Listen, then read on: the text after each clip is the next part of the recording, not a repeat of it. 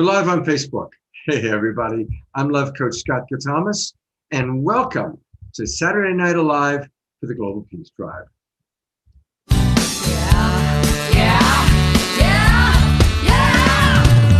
shall be the peacemaker. We shall be the peacemaker, and we shall become the children of love. The children of love. Children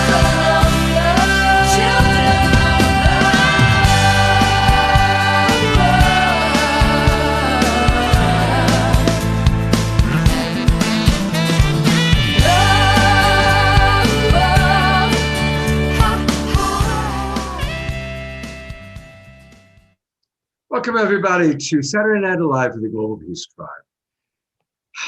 We have such a beautiful show designed for you tonight, all about the rise of the divine feminine and how it impacts us all. And so really looking forward to remarkable presenters, and Debra is going to tell you all about them in a little bit. For all of you watching on Facebook, we really want to encourage you to come into our Zoom room. That way we can interact with you a little bit more easily. It's a wonderful way to just kind of connect with us.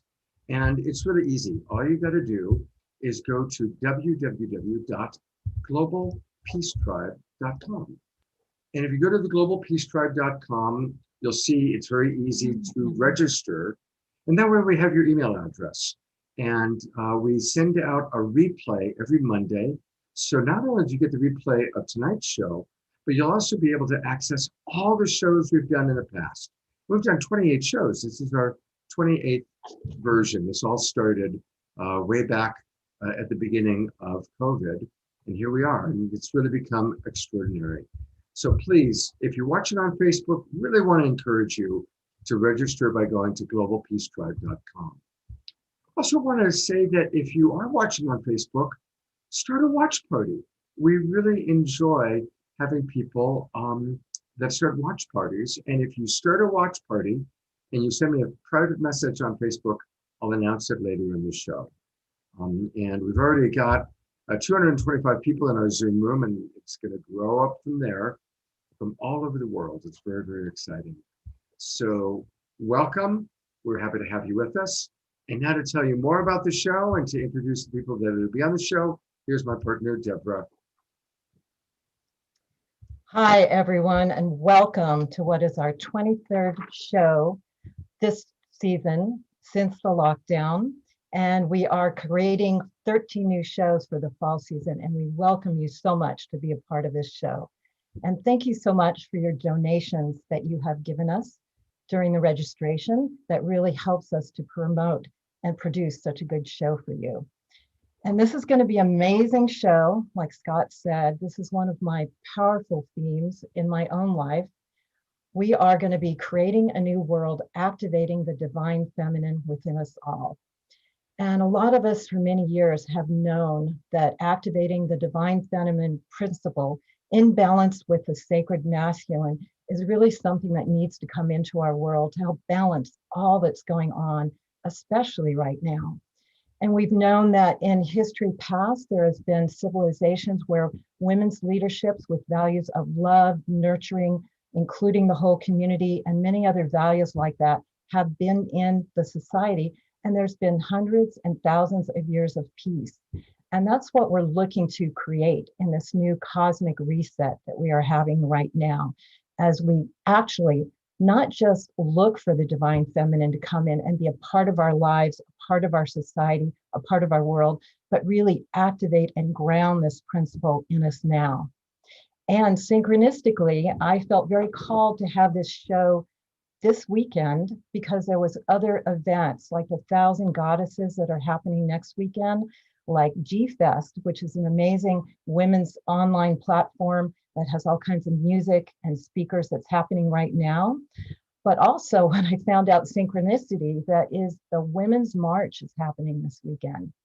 And that means there are thousands of women that are standing up, women and men all over the world, and especially in Washington, D.C., that have been standing up today to have their voices heard, to share these principles of the divine feminine and create a shift that's happening in our world now.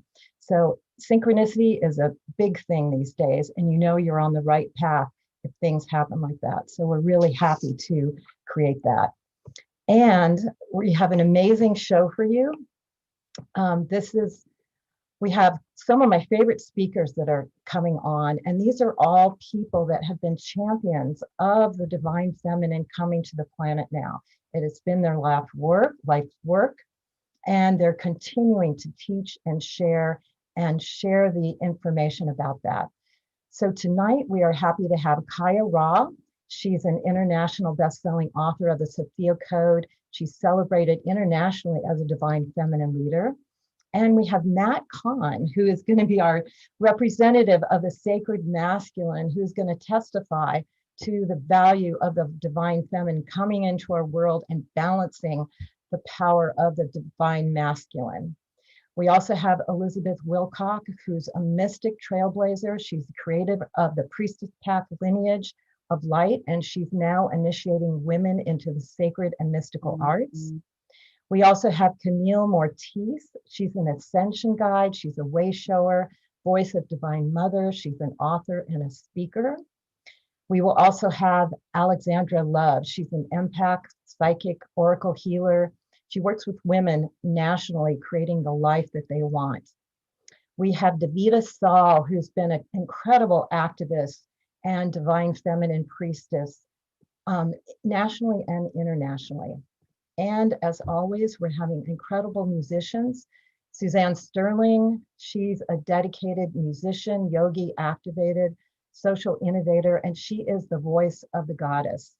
We have Felicia Rose, who's a traveling muse, her passionate vocals and angelic mystique of the goddess. We have Sarita, whose worldwide musical mission is to uplift and inspire and activate healing in a uniquely feminine blend. We will be having Madhu and Egi, and their sound is a portal and a vessel for sound healing and the divine feminine.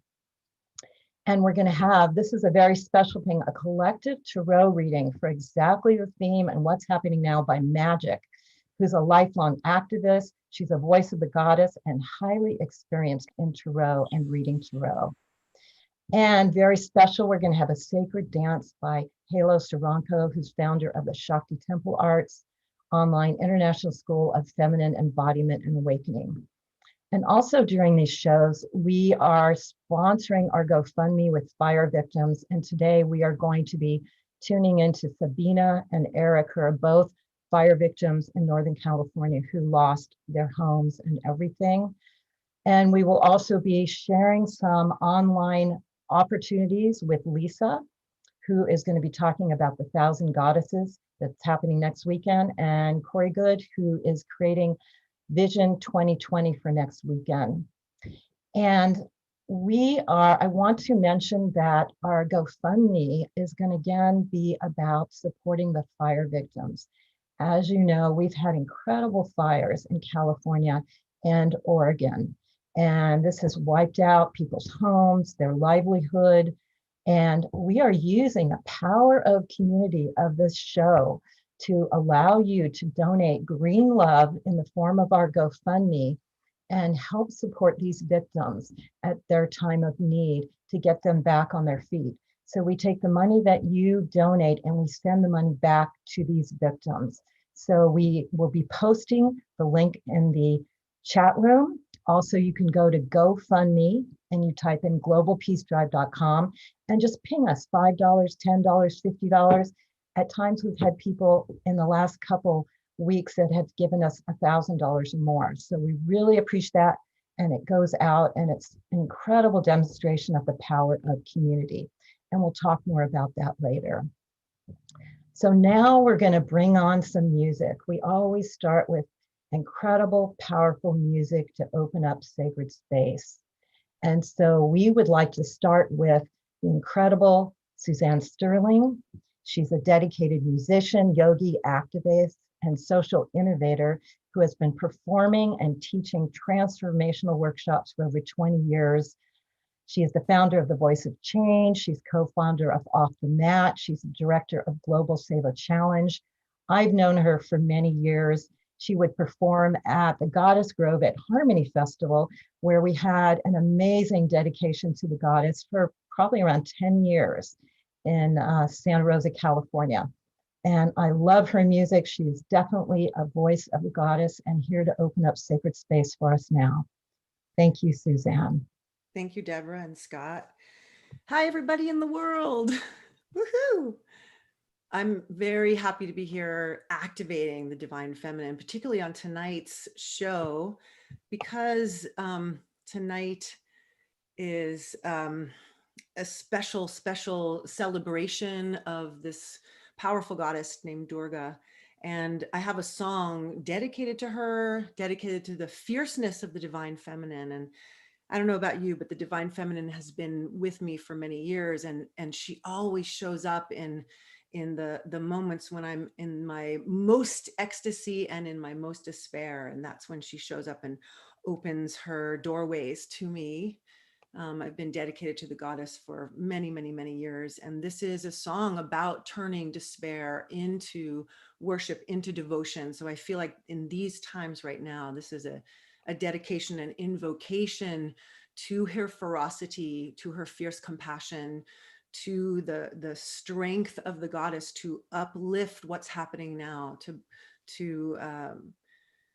bring us into a remembering of exactly who we are, divine, beautiful humans, feeling deeply, loving profoundly. So I invite the divine feminine into this experience tonight for all who are listening, all who are watching. May she whisper in your ear, may she be the breath inside the breath, and may you worship her with every single cell in your body.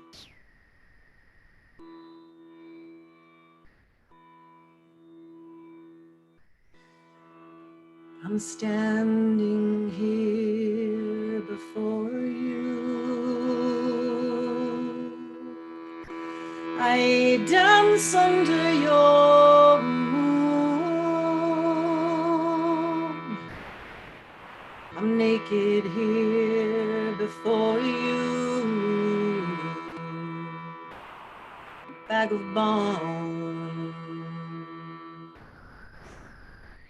And I cannot see my way.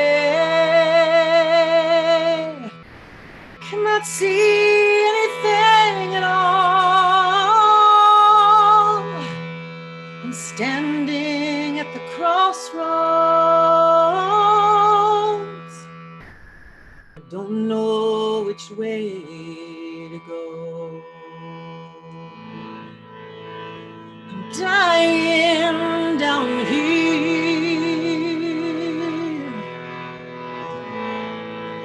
Sometimes all I see is despair. Sometimes I hear music. I hear music.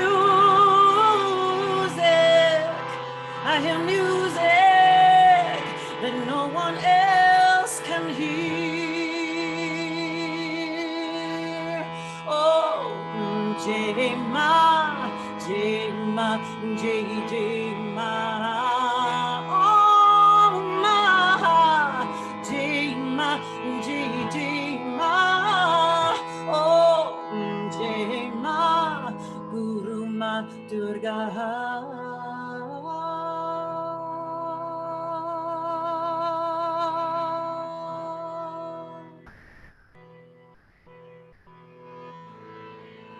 I wanna see your face.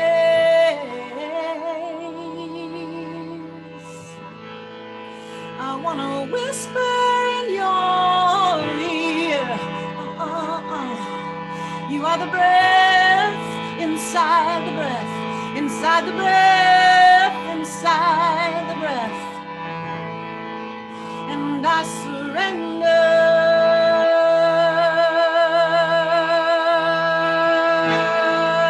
And I will listen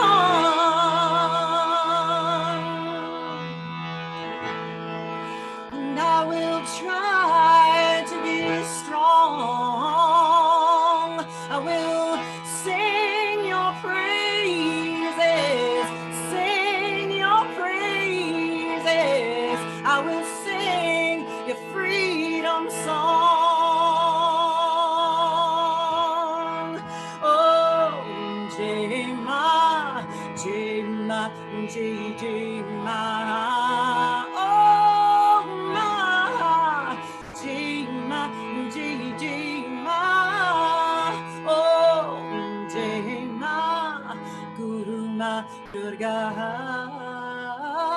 I sing praises to the one who has made the sun. I sing praises to the free, the dark. I sing praises to the flame in our soul. We are eternal.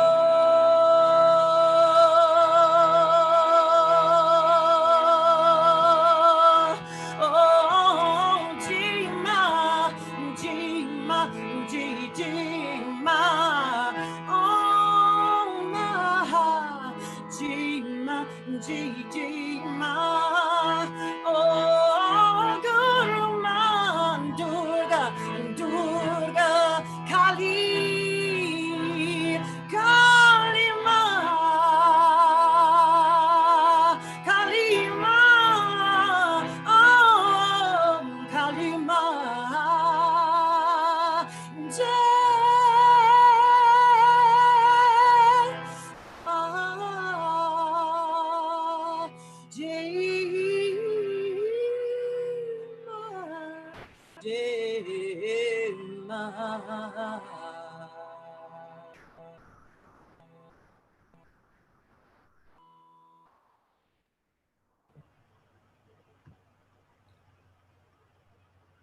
Wow. Wow, how beautiful. Thank you, Suzanne. Thank you. Suzanne, the moment we hear your voice, I get chills, and we're blessed. Suzanne's going to bless us with another song a little bit later on today. But you can learn more all about Suzanne by going to SuzanneSterling.com, SUZANNE Sterling.com. And Suzanne, thank you so much for the incredible blessing of your voice. Thank you so much. I want to welcome everybody. We've got well over 350 people in our Zoom room. It's really delightful to have you kind of coming in and sharing where you're all from. Thank you so much for that. And continue to tell us where you're from. We've got people coming from all over. It's very, very exciting. All over Canada, and it's quite extraordinary. And now to continue with the show, turning it over to my partner, Debra. Thank you, Scott. And we are going to continue to open up sacred space in the divine feminine way. And I'm so happy to invite an incredible woman who I've respected and followed for a long time. Elizabeth Wilcock is a mystic trailblazer, and she's the creator of the Priestess Path lineages of light, initiating women into the sacred and mystical art. She currently has a very powerful program that she's sharing now. And for most of her adult life, she's trained with masters and grandmasters in shamanism, martial arts, qigong, and she explored the edges of the mystic envelope. And she actually has 5 black belts in Kung Fu. But most of all, her dedication is the Priestess Path. So we wanted to invite her to come on first and continue to open up sacred space for this incredible program tonight. Elizabeth Wilcock.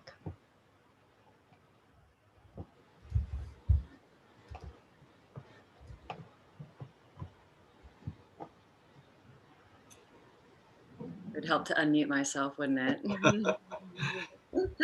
Anyway, thank you, Debra. You're so welcome. Thank you, Elizabeth. Ladies and gentlemen, the time is now. The call of the goddess has resounded through the cosmos, and many of us were listening.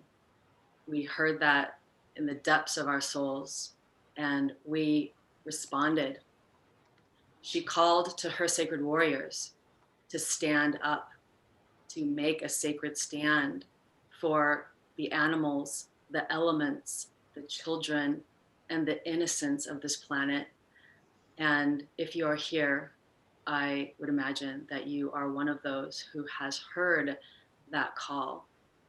We are the legions of the divine feminine, embodying both the masculine, protective warrior energies and the feminine, the nurturance, the forgiveness, the feminine dew that the world is so hungry for.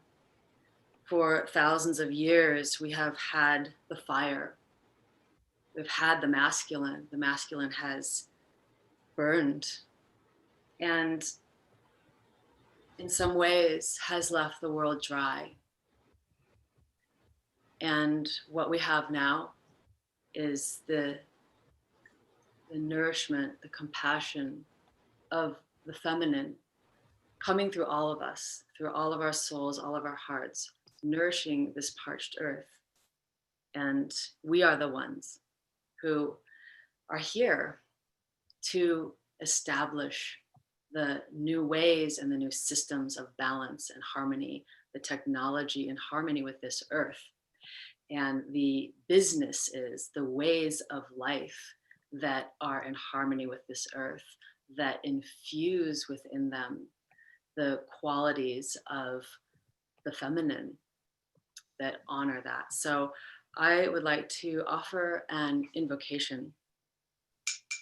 And I invite you to take a couple deep breaths wherever you are. And close your eyes, become present.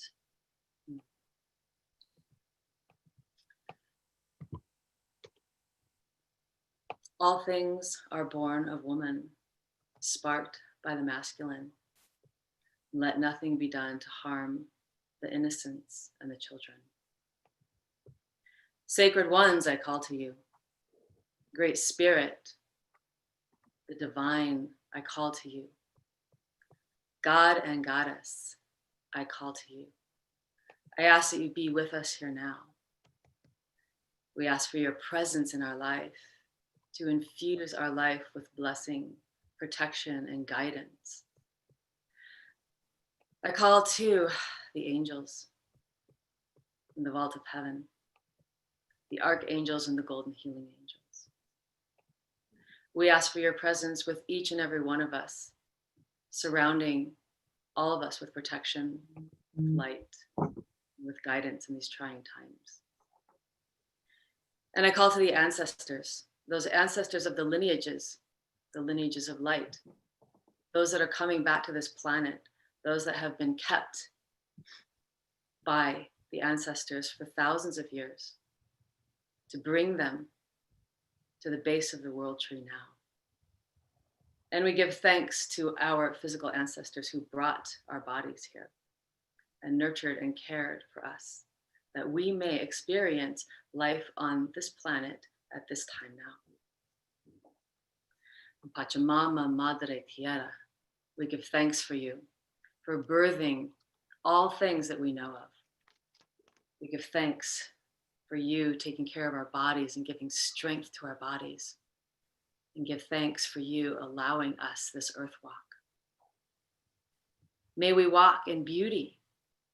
May we touch this earth with gentleness.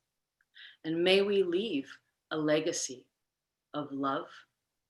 And may we anchor in peace and the sacred here and now. Amen. Aho.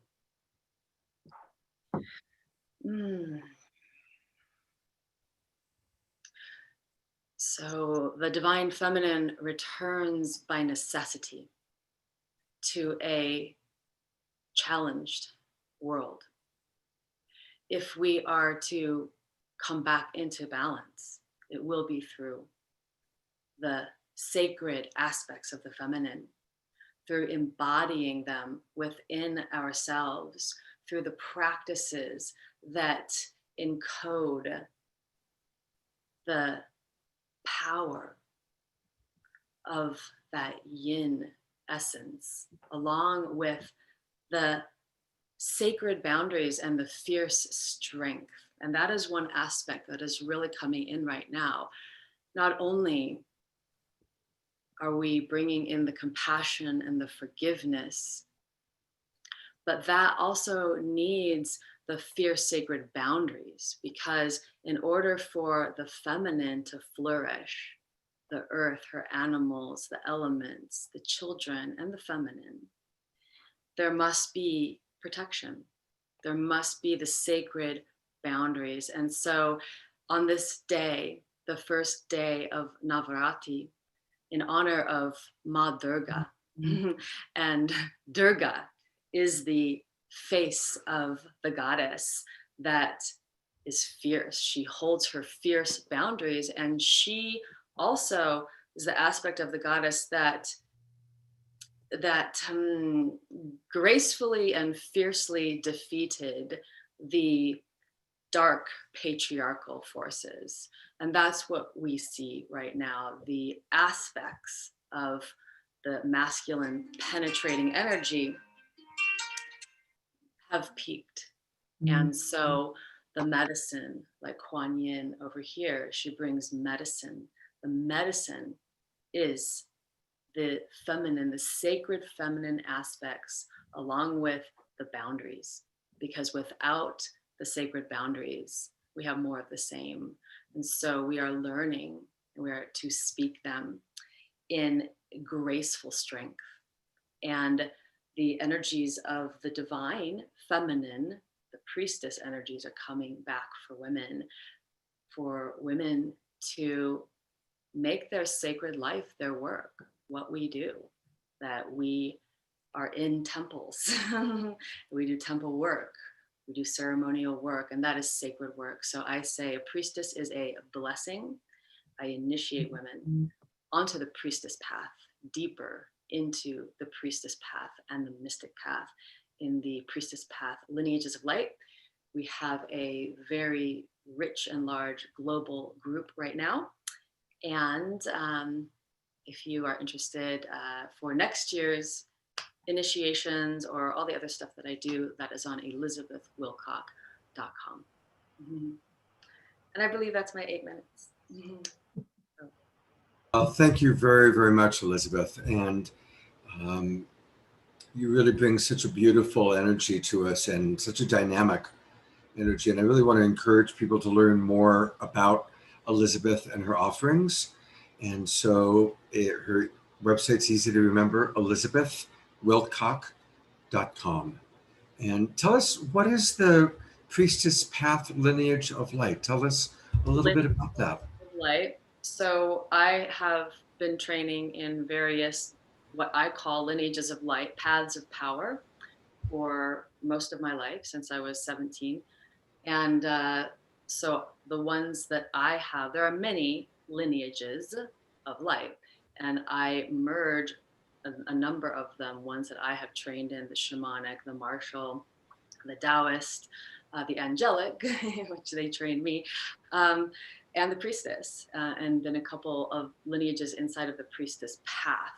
And so I merge those into my mystery school, and I share with women these various initiations to activate the divine feminine, embodying the divine feminine and the sacred warrior. So I work a lot with the sacred warrior energies that are in devotion to the feminine, sacred feminine. Beautiful. You know, one of the things that's really remarkable about our guests, and that we're so blessed, is that all of these are people that, let's spend 2 hours with them. Let's spend an entire day with Elizabeth. Let's spend an entire day with Matt Kahn. And so it's really beautiful that you all are willing to come on, and because of the nature of the show being short, variety show style, thank you for blessing us, all of you, all of our presenters, all of our musicians, with your offerings. Thank you so much, Elizabeth. So, Elizabeth started by talking about fire. We saw the candles next to her. And obviously, I think we do know that with the rise of the divine feminine, we're also going through an extraordinary purging. And it's a very powerful, in many ways challenging time in our lives right now. And so I'm going to show you some photographs. I just want to ask everybody to drop in. As we look at these photographs, it starts with the comforts of home. How blessed we are when we have home. You know, a home, whoops, well, it's last night's show. When we have a home that's safe, beautiful, our computer, some flowers, the laundry, the prayer flags, and then fire hits. And what you're looking at right now is the remnants of the images I showed you a moment ago. The images a moment ago were the home of Sabina 2 weeks ago. And this is what is now standing there. The rage of the California, Oregon, now Colorado wildfires, it's impossible for any of us to fully understand unless we've gone through it. Just how extraordinary these fires are and the phenomenal destruction that they provide, that they bring in their wake. And in California, more than twice as much acreage as has ever burned before has now burned this year in our California wildfire season. And so that's why for the last 6 weeks, we've been supporting fire victims through our GoFundMe. And I want to introduce you now to Sabina, and that's her home that you just saw photographs of before and after. She's taken refuge with a friend of hers. She was impacted by the California fires. And Sabina, if you'd be willing to unmute, so we can just chat with you for a moment. And first off, thank you for being willing to be on our show. And all of us, as we all look at you, just maximum grace for Sabina. What you represent, so many people who've lost their homes and lost so much. How are you doing? I'm recovering and on a journey, on a journey of, as you can see, everything is gone there. But I guess I'll go ahead and explain what I meant to talk about. And that is the beauty of all that has come my way since. And this show is an example of care for myself and the 68 trailer houses that went down in my park in Ashland, Oregon. And the profound outreach from Jackson County, from it's been really bursting my heart open continually with the generosity of our community, our bigger community and my personal community. And I would say it's a flow of compassion that has filled the whole atmosphere. And I think felt by everyone as the destruction that happened and the burst of compassion and care, and people just going right in there to volunteer and offer everything they could to me and all of us. And so simultaneously, there is this this nothingness there, and there is such beauty from all the people. It's just been incredible. And it is what is fueling me into my future, whatever that may turn out to be.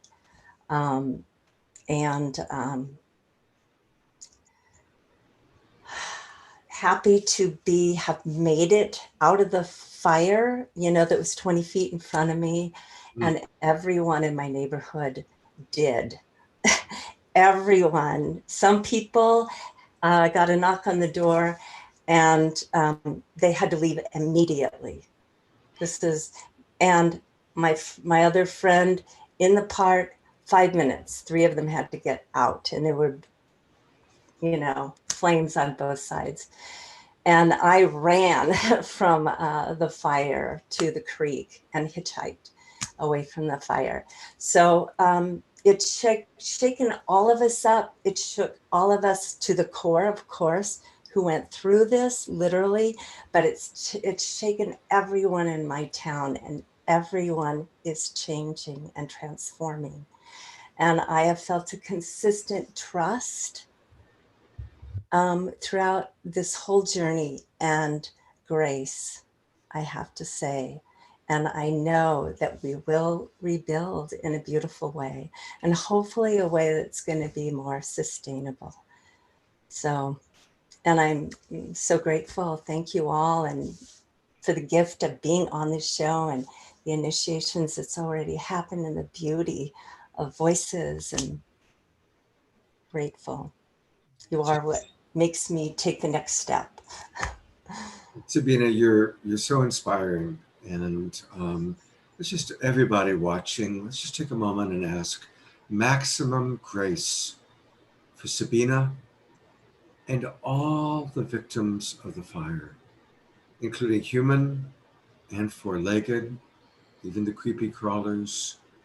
Maximum grace for the just extraordinary number of beings that have been impacted by these wildfires. Maximum grace, maximum grace, maximum grace. And I want to ask for some green grace. Please do go to our GoFundMe. $5, $50, $500. John Gray was one of our speakers a couple of weeks ago. He donated $1,000. Our sponsor last week, Jay Mayer, donated $2,500. And whatever it is, whether it's $5 or $2,500, all the money we collect will go to Sabina. And we have a second fire recipient you'll meet a little bit later on in the show. All the money goes to them. So thank you so much, Sabina, for being with us. And I hope you'll stay and enjoy the rest of the show. We've got a really beautiful show ahead of us. Thank So you thank so you. much. Thank you so Thank much. you. And get a reminder that you can go to GoFundMe, just put in Global Peace Tribe, and that's where you'll find it. And I know that Deborah's also put the link in the chat box on a couple of our primary Facebook pages. GoFundMe, Global Peace Tribe. Thank you, Sabina. And now, speaking of Deborah, I'm going to turn it back over to Deborah to take us further through the show. Thank you, Scott. And that is definitely an example of the divine feminine working, all that love and care that Sabina is receiving. So it's so beautiful to hear that on this show right now. So thank you, everyone. And thank you for everyone who's donating now. And we're going to go to some more music, because music can really inspire the vibration of the divine feminine and put us into that incredible heart opening space. And so the next musician, she is passionately devoted to the divine, and she's gifted with a voice of love inspired by celestial inner sound. Felicia Rose is a traveling muse. She captivates audiences all over the United States, where she travels and gives performances. I've known her for many years and respected her. She's an incredibly beautiful channel of the divine feminine. So now we give you Felicia Rose.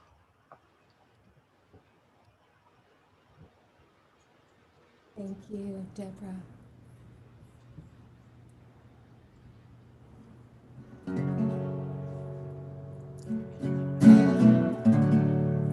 This song is to the divine feminine,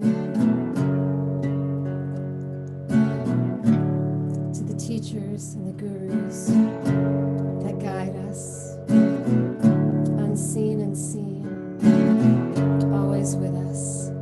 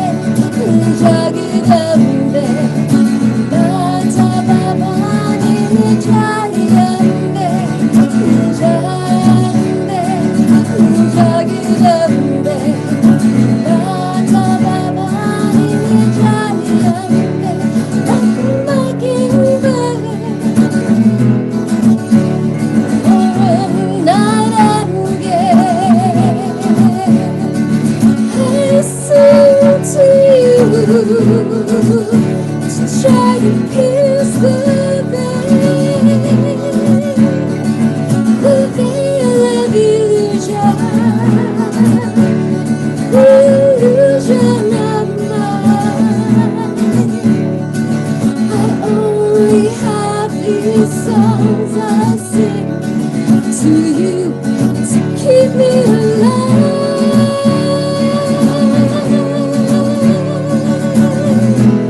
Keep me alive.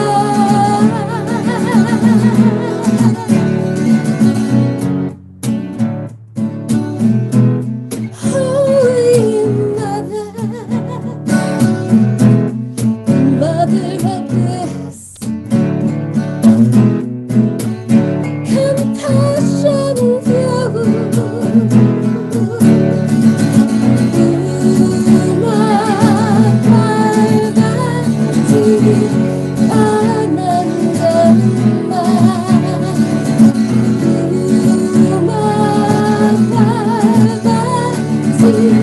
Parvati,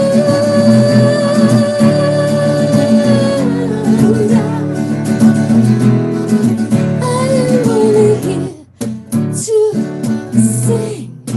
I am only here to sing. I am only here to sing your holy name. Through my Parvati,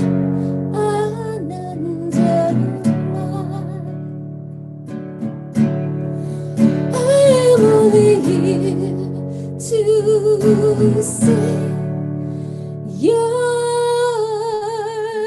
name.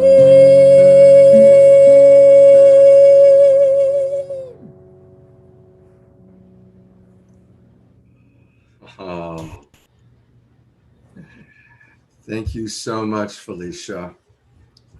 Felicia's going to be back. We're going to get another song from her, but I want to just encourage everybody to go to her website, FeliciaRose.com, FeliciaRose, FeliciaRose.com.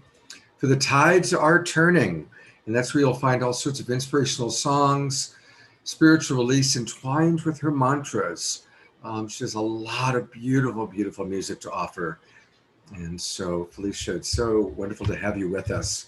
And I'm really glad you're going to come back and do another song for us in a little while. Thank you so much. I get to introduce one of my favorite people. I've been very fortunate because of the nature of the work that I've done. I've met a lot of authors and speakers and celebrities.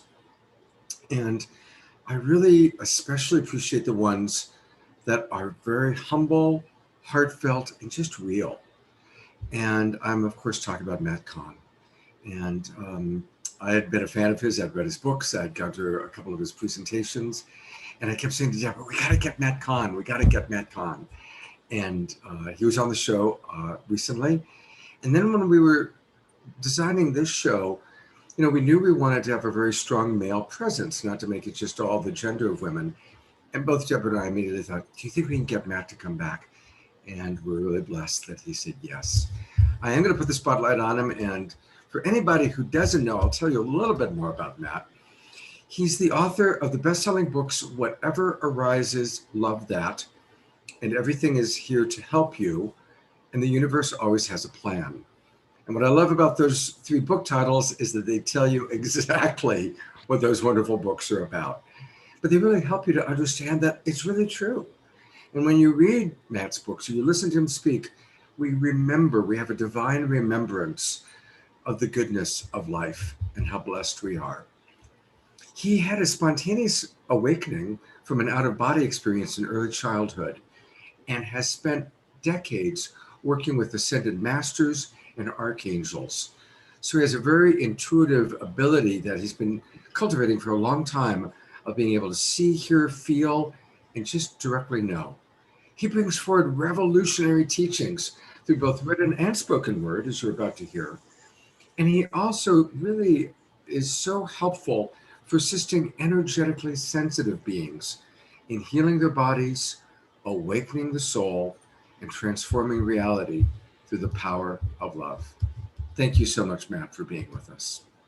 Oh, thanks so much for having me. It's truly an honor to be here on this show as always. And I just want to say thank you to all of our speakers and musicians and dancers for the opportunity to collaborate with you for the well-being of our planet, and to all the divine goddesses and gods that are with us holding space as we create this new world, awakening a new consciousness of oneness that brings peace to the divine masculine and feminine, not only between genders, but within the left and right hemispheres of our brain and within our minds and our hearts.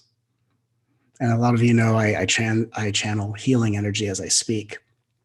And as I was thinking about this subject matter, and again, I'm so honored to have the opportunity just to represent and to honor the divine feminine, which is a life work and passion of mine. I wanted to greet you all in a very personal way. And I wanted to share something with you that I think is a wonderful contribution to the embracing of the divine feminine, the returning power of the divine feminine.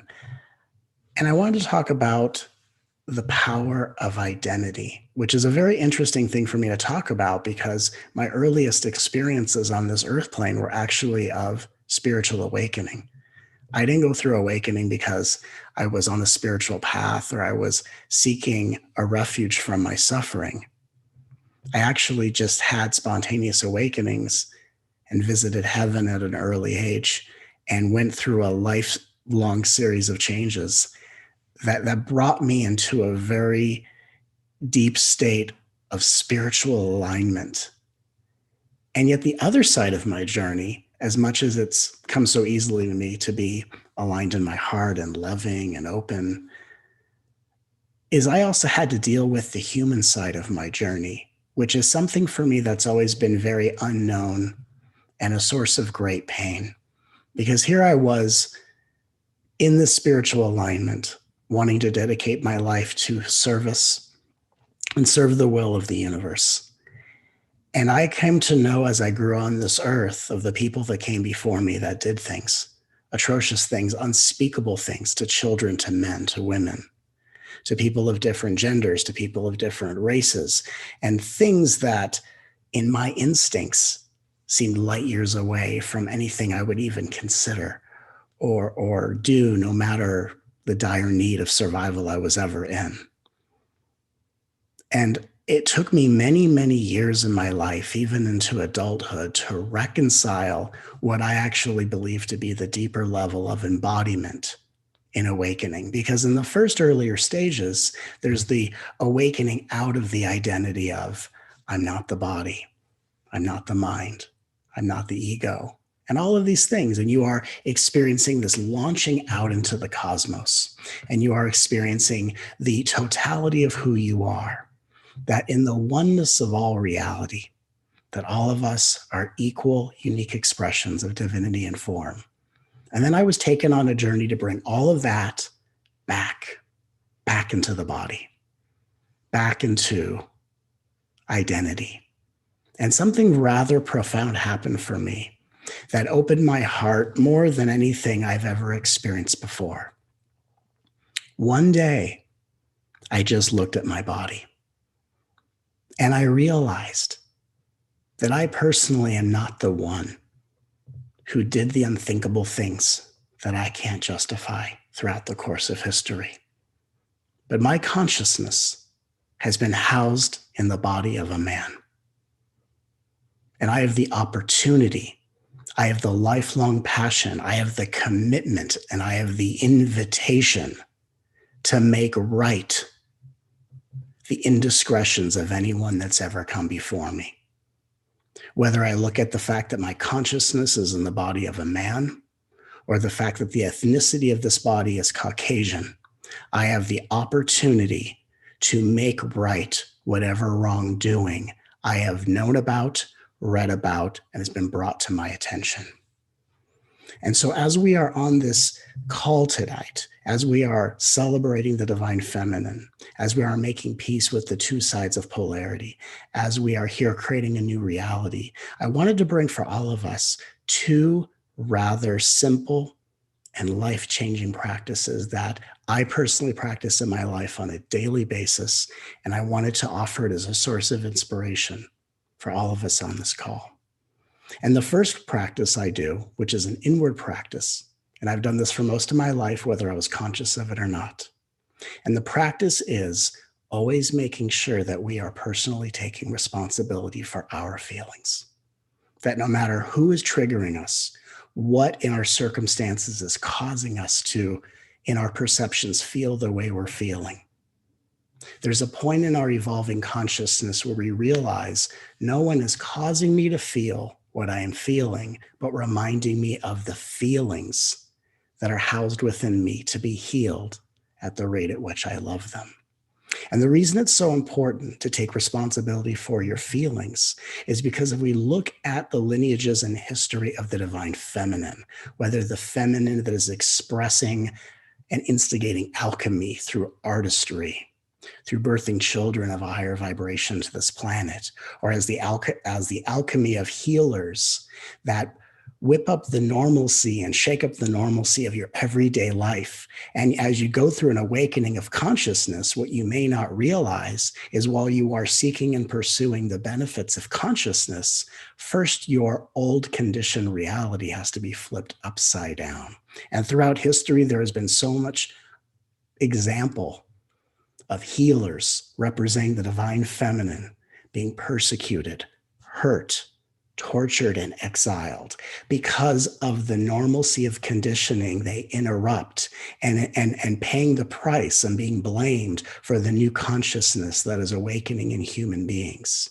And as we all create a new reality, we are making it safe for men, women, and children who carry the activated code of the divine feminine to do their healing work, to whip up in all of us in a greater state of conscious surrender, all that all of us need to process and heal for ourselves, for our humanity, and all of our lineages, and taking responsibility for what is ours to see and face, and not projecting it upon and hurting a healer that is simply inviting us into the next level of our evolution.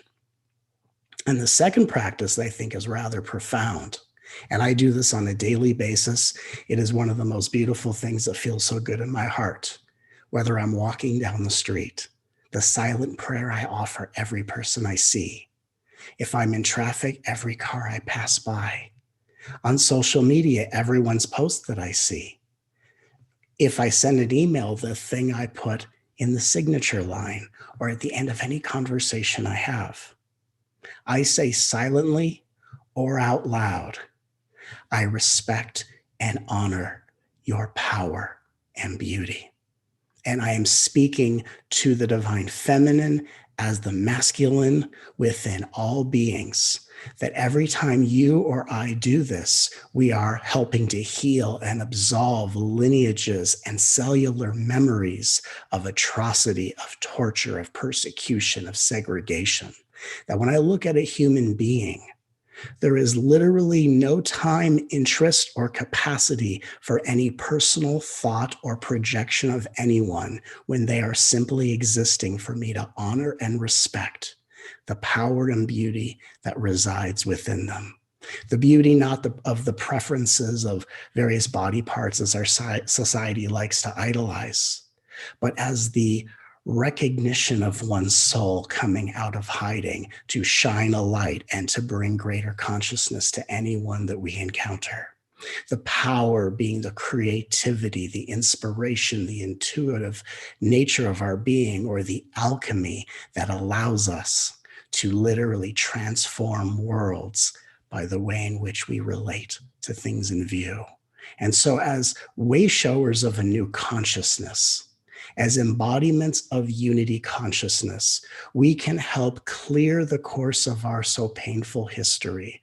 We can help rewrite the history books from a vibrational level, and we can course correct to create brand new realities by knowing that the intention of why we are passing by people in traffic, people in stores, people on social media is not to correct other people's perceptions.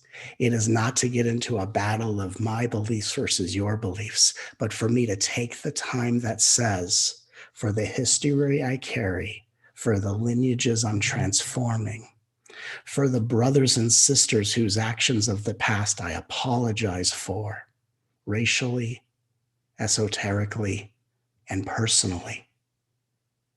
I respect and honor your power and beauty. And through my words, I allow the power of our soul's beauty and the beauty of our soul's true power to erase the pain that we carry in our cellular bodies and to transform every individual, whether identifying as a man, a woman, or simply abiding in a state of gender neutrality. We are here to balance out the masculine and feminine, to bring the masculine from the mind, the woman archetype from the womb, that meet in the midpoint of the open, eternal, unconditionally loving heart. For all sentient beings. And so the two practices to make this time together as functional as possible, so that as we come together as one, we walk away going, now I have an idea of what I can do to further this energy into my life and to inspire others around me. When we see anyone in life, in thought, in front of us, or at whatever level, I respect and honor the power of your beauty. And if you have been created to stir up in me or anyone else what has been outside of our awareness but is ready to be healed by loving it, then I'll take responsibility for my feelings, which is the true art of the divine masculine, anchoring sacred space for the healing and transformation of the feminine.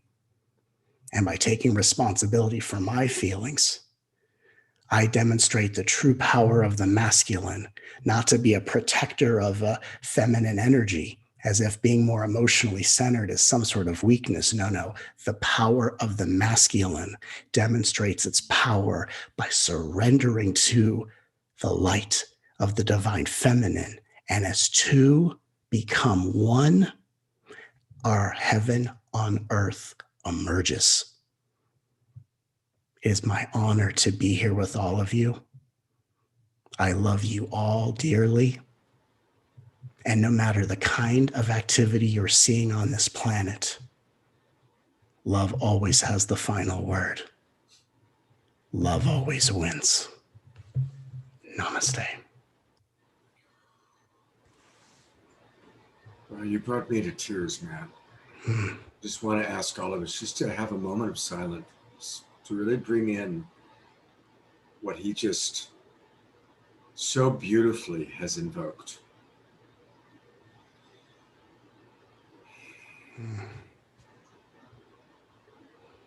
And just so you know, Scott, I say everything I'm saying straight from my heart because I've spent my entire life apologizing for my ancestors and forefathers and feeling guilty and realizing I could feel guilty, and feeling guilty doesn't help anyone heal and change anyone's behavior.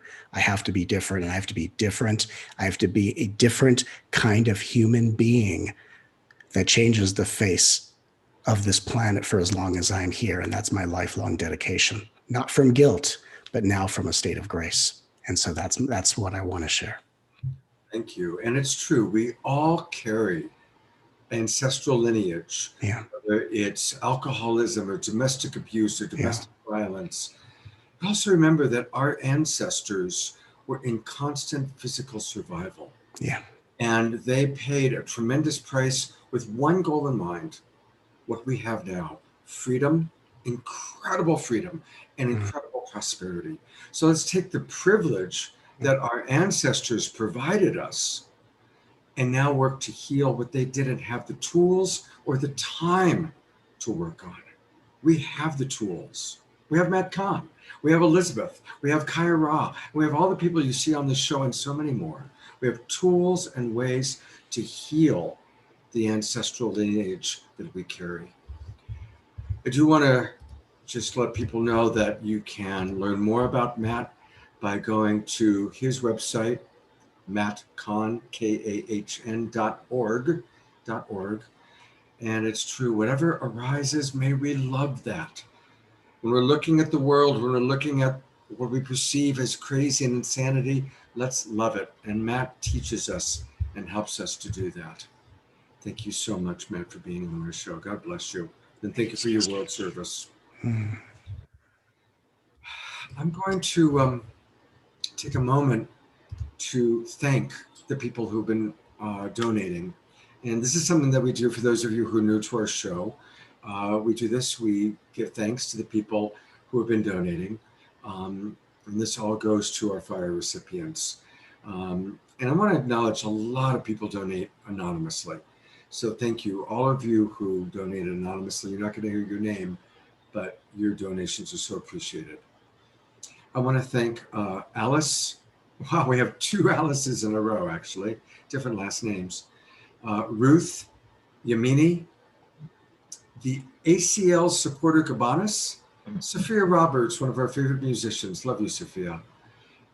Eric, Jacqueline, Susan, Jane, Marlene, Elja, John, Debra, Lucretia, many more anonymouses there, Karen, Miranda, Pamela, Daphne, my friend Daphne, Marjorie, Lorna, Lee, Monica, and a whole lot more anonymouses. Thank you everybody so much for your donation. And please continue to go to GoFundMe. Just type in Global Peace Tribe, and it all goes to our fire victims. And now to move our show forward, I'm turning it back over to Debra. Thank you, Scott.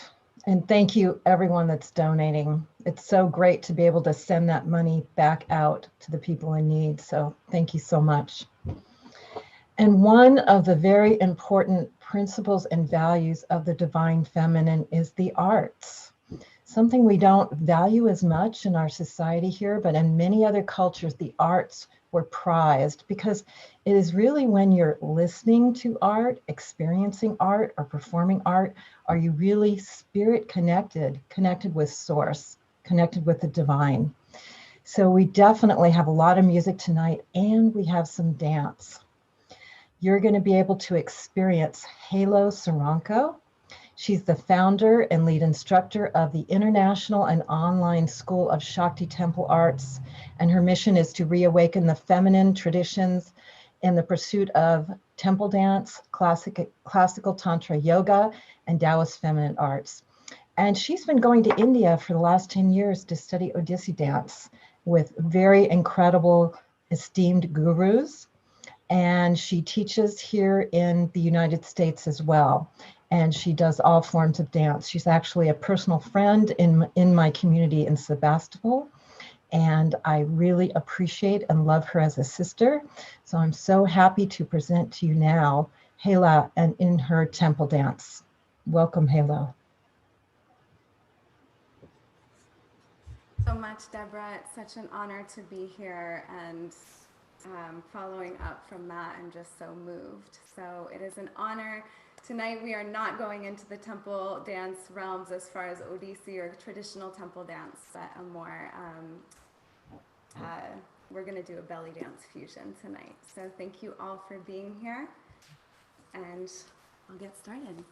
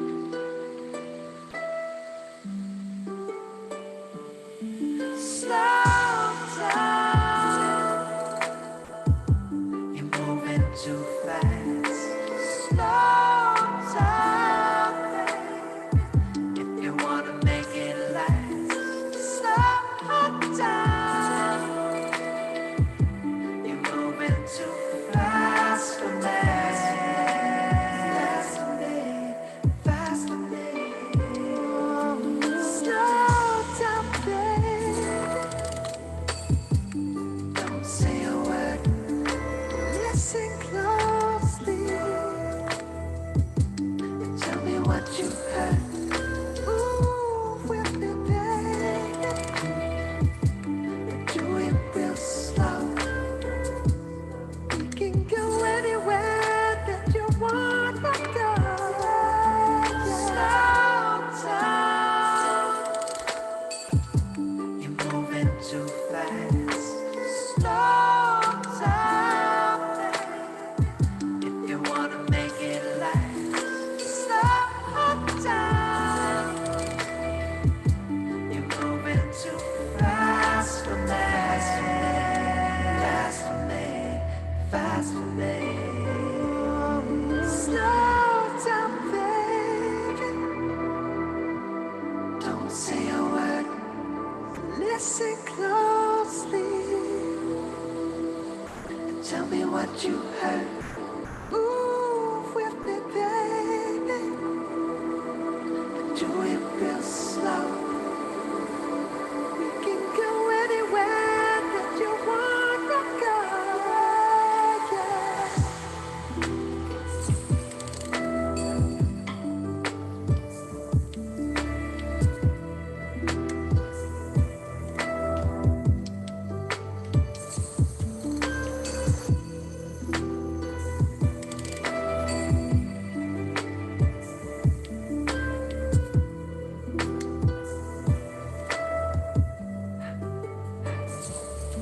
Slow down.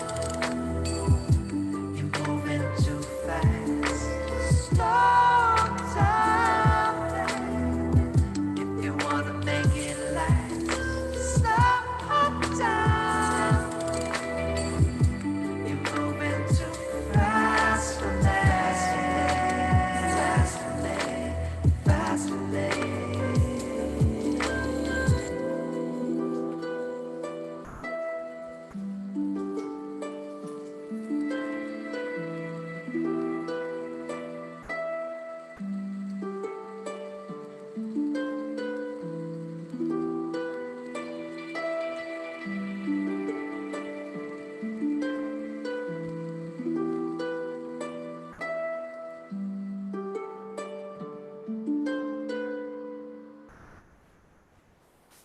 Mm. So beautiful. So beautiful. And your cat, by the way, was quite active at the very beginning. It was quite lovely to see the cat wanting to be involved. Want to let everybody know that you can learn a lot more about Helo Soranko. She really is all about the temple arts of the priestess, and she teaches the 5 keys to feminine practice. And so this is, one of her PDFs. And there's so much more that she has to offer. How do people best find you? Where would you like people to go? So that PDF is a little freebie that I have that talks about some of the lineages of the priestess arts that I personally carry. And you can find that on my website, shaktitemplearts.com. By joining my newsletter, you'll receive that PDF. Great. So by going to shaktitemplearts.com is where they'll find that. And I'm going to actually go there right now. So while you're with us, and thank you for just bringing so much beauty into the world and such a beautiful dance into our show. Thank you. And here is her website, shaktitemplearts.com. There's a lot going on there. Welcome to the temple. So I want to encourage everybody who is touched by this dance and by her work to check that out. Thank you so much, Helo. Hope you'll come back on again soon. Thank you, Halo. Totally beautiful. And now I get to introduce one of my favorite teachers of the Divine Feminine. This woman is an international best-selling author of the Sophia Code, which is a celebrated Divine Feminine renowned world oracle for the Sophia Dragon tribe. And Kiaia Ra has been directly initiated by the Ascended Masters and Archangels since childhood. And she gives many live ceremonial events, speaking engagements, online platforms all over the world internationally. The Ascended Masters, Divine Feminine Ascended Masters speak through her and guide her in a worldwide movement for humanity's reconciliation, and actually the innate sovereign divinity return of the divine feminine Christ consciousness. She was on our show initially when we did a Divine Feminine show in August, and she was so incredible and wonderful that I wanted to invite her back again and tell us now what she sees in this incredible time on the planet and the total grounding and activation of the Divine Feminine now. Thank you, Kiaia Ra, for being with us again today. Oh, thank you so much, Debra, for the opportunity to come back. It's so lovely to be here with you, and your own divine feminine leadership, your own oracular gifts, curating these panels for us to speak together and meet together at this time. It's so essential. And I want to say a warm thank you to all of our guest speakers and all of the spiritual leaders and divine feminine leaders and activists that are in attendance of this gathering right now. I know that we have the privilege and the opportunity to speak to you through this platform, but I know that I can share from my heart pretty safely that every one of the leaders on this panel, we know that we're leading side by side with you, and we know that we're serving side by side with you, and we are honored to be here with you, serving your leadership and your divine purpose. We have a really big prayer at this time for the activation of humanity's sovereign divinity. And in my book, The Sophia Code, we share about a divine genome. And this divine genome contains all of the divine qualities of God, the divine mother and the divine father. Every single divine quality of God exists already within you, within every cell of your body. And that is why you are absolutely sovereign and holy within this world that is rife with pain and brokenness at this time. And it's important for us to understand that it's okay to look at that full on, because we can only heal what we're willing to speak out loud. We can only truly create a new world based on what we understand isn't actually working.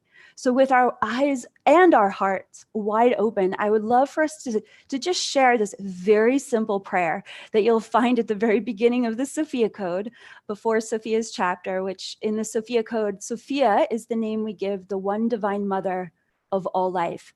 And the one divine mother of all life, she is the heart of the divine feminine movement, consciousness. It's this return that we need to balance the Holy Father with the consciousness of the Holy Mother.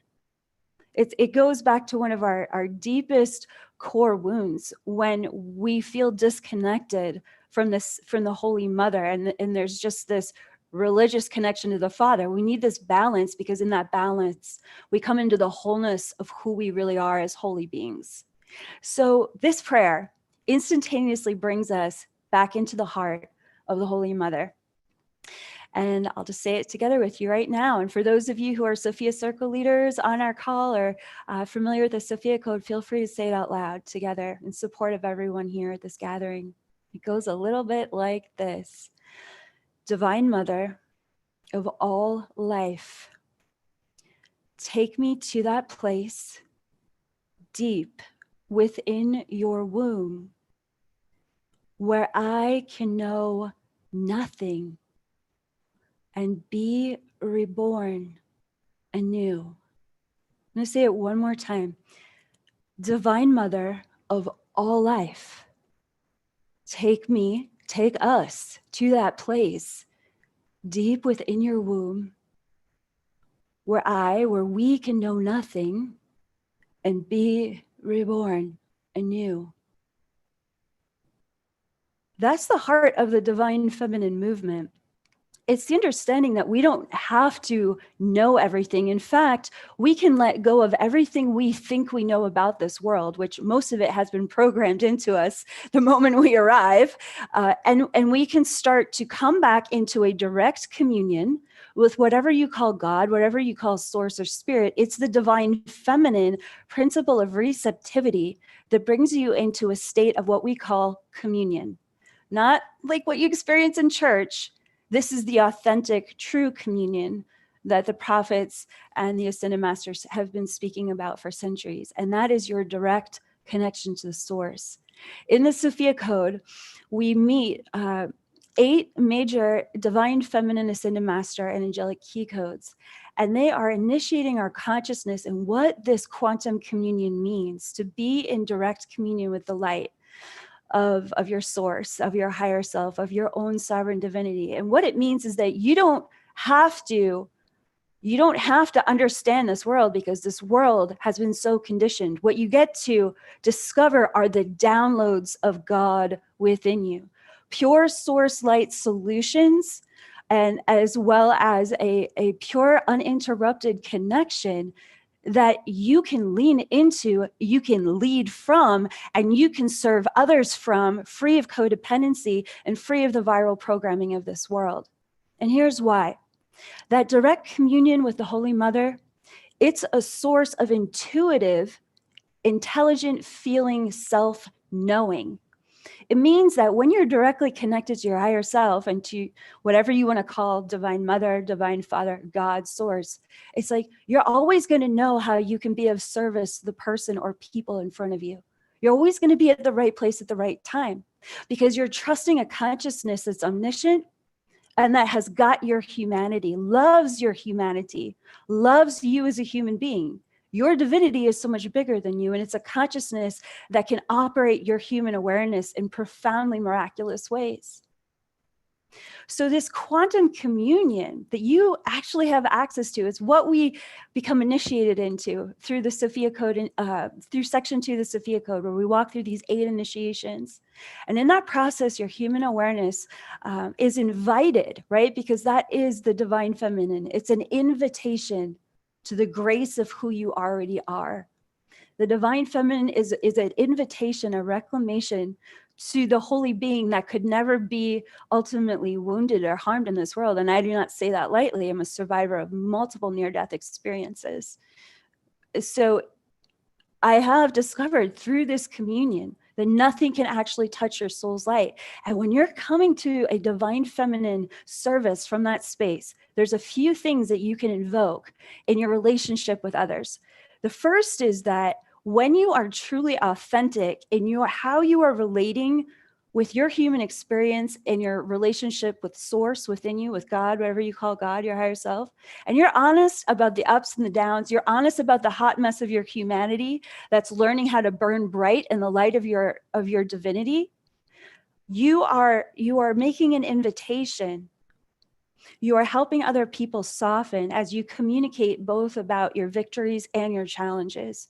You are becoming an authentic and real embodiment of this intuition. You're saying, hey, there are many days it's not easy to live by my intuition, to trust and have faith, and to resource this source beyond what this world is telling me, how this world is telling me to live. But I'm practicing it, and it's working. And when you're allowing yourself to be a vulnerable mirror in that way, it opens others to the possibility that they could walk this path of divine feminine self-knowing, communion, and intuition for themselves. The divine feminists and masters of the Sophia Code also speak about how important it is to recognize that we have a language of our soul that cannot be corrupted by this world. There's such a battle for our hearts and minds happening right now worldwide. But the reality is your direct communion with your source, with your higher self, which is a divine feminine form of communion, it is actually an invincible light of protection over your consciousness. And it allows for you to feel into your body and discover what is your true yes and what is your true no. It's interesting because maybes are actually a no until it's actually a yes. And the divine feminine movement is teaching us how essential it is to know our yeses from our nos, that it's safe to create emotional, psychological boundaries that allow for us to stand in our light and no longer accept that we need to be influenced by a lot of agendas that are running people around in circles right now at this time. When we connect with the divine feminine, we're connecting with a somatic, full body, full cellular soul knowing truth. You know your yes from your no through that intuitive connection to your body, which is in communion with God.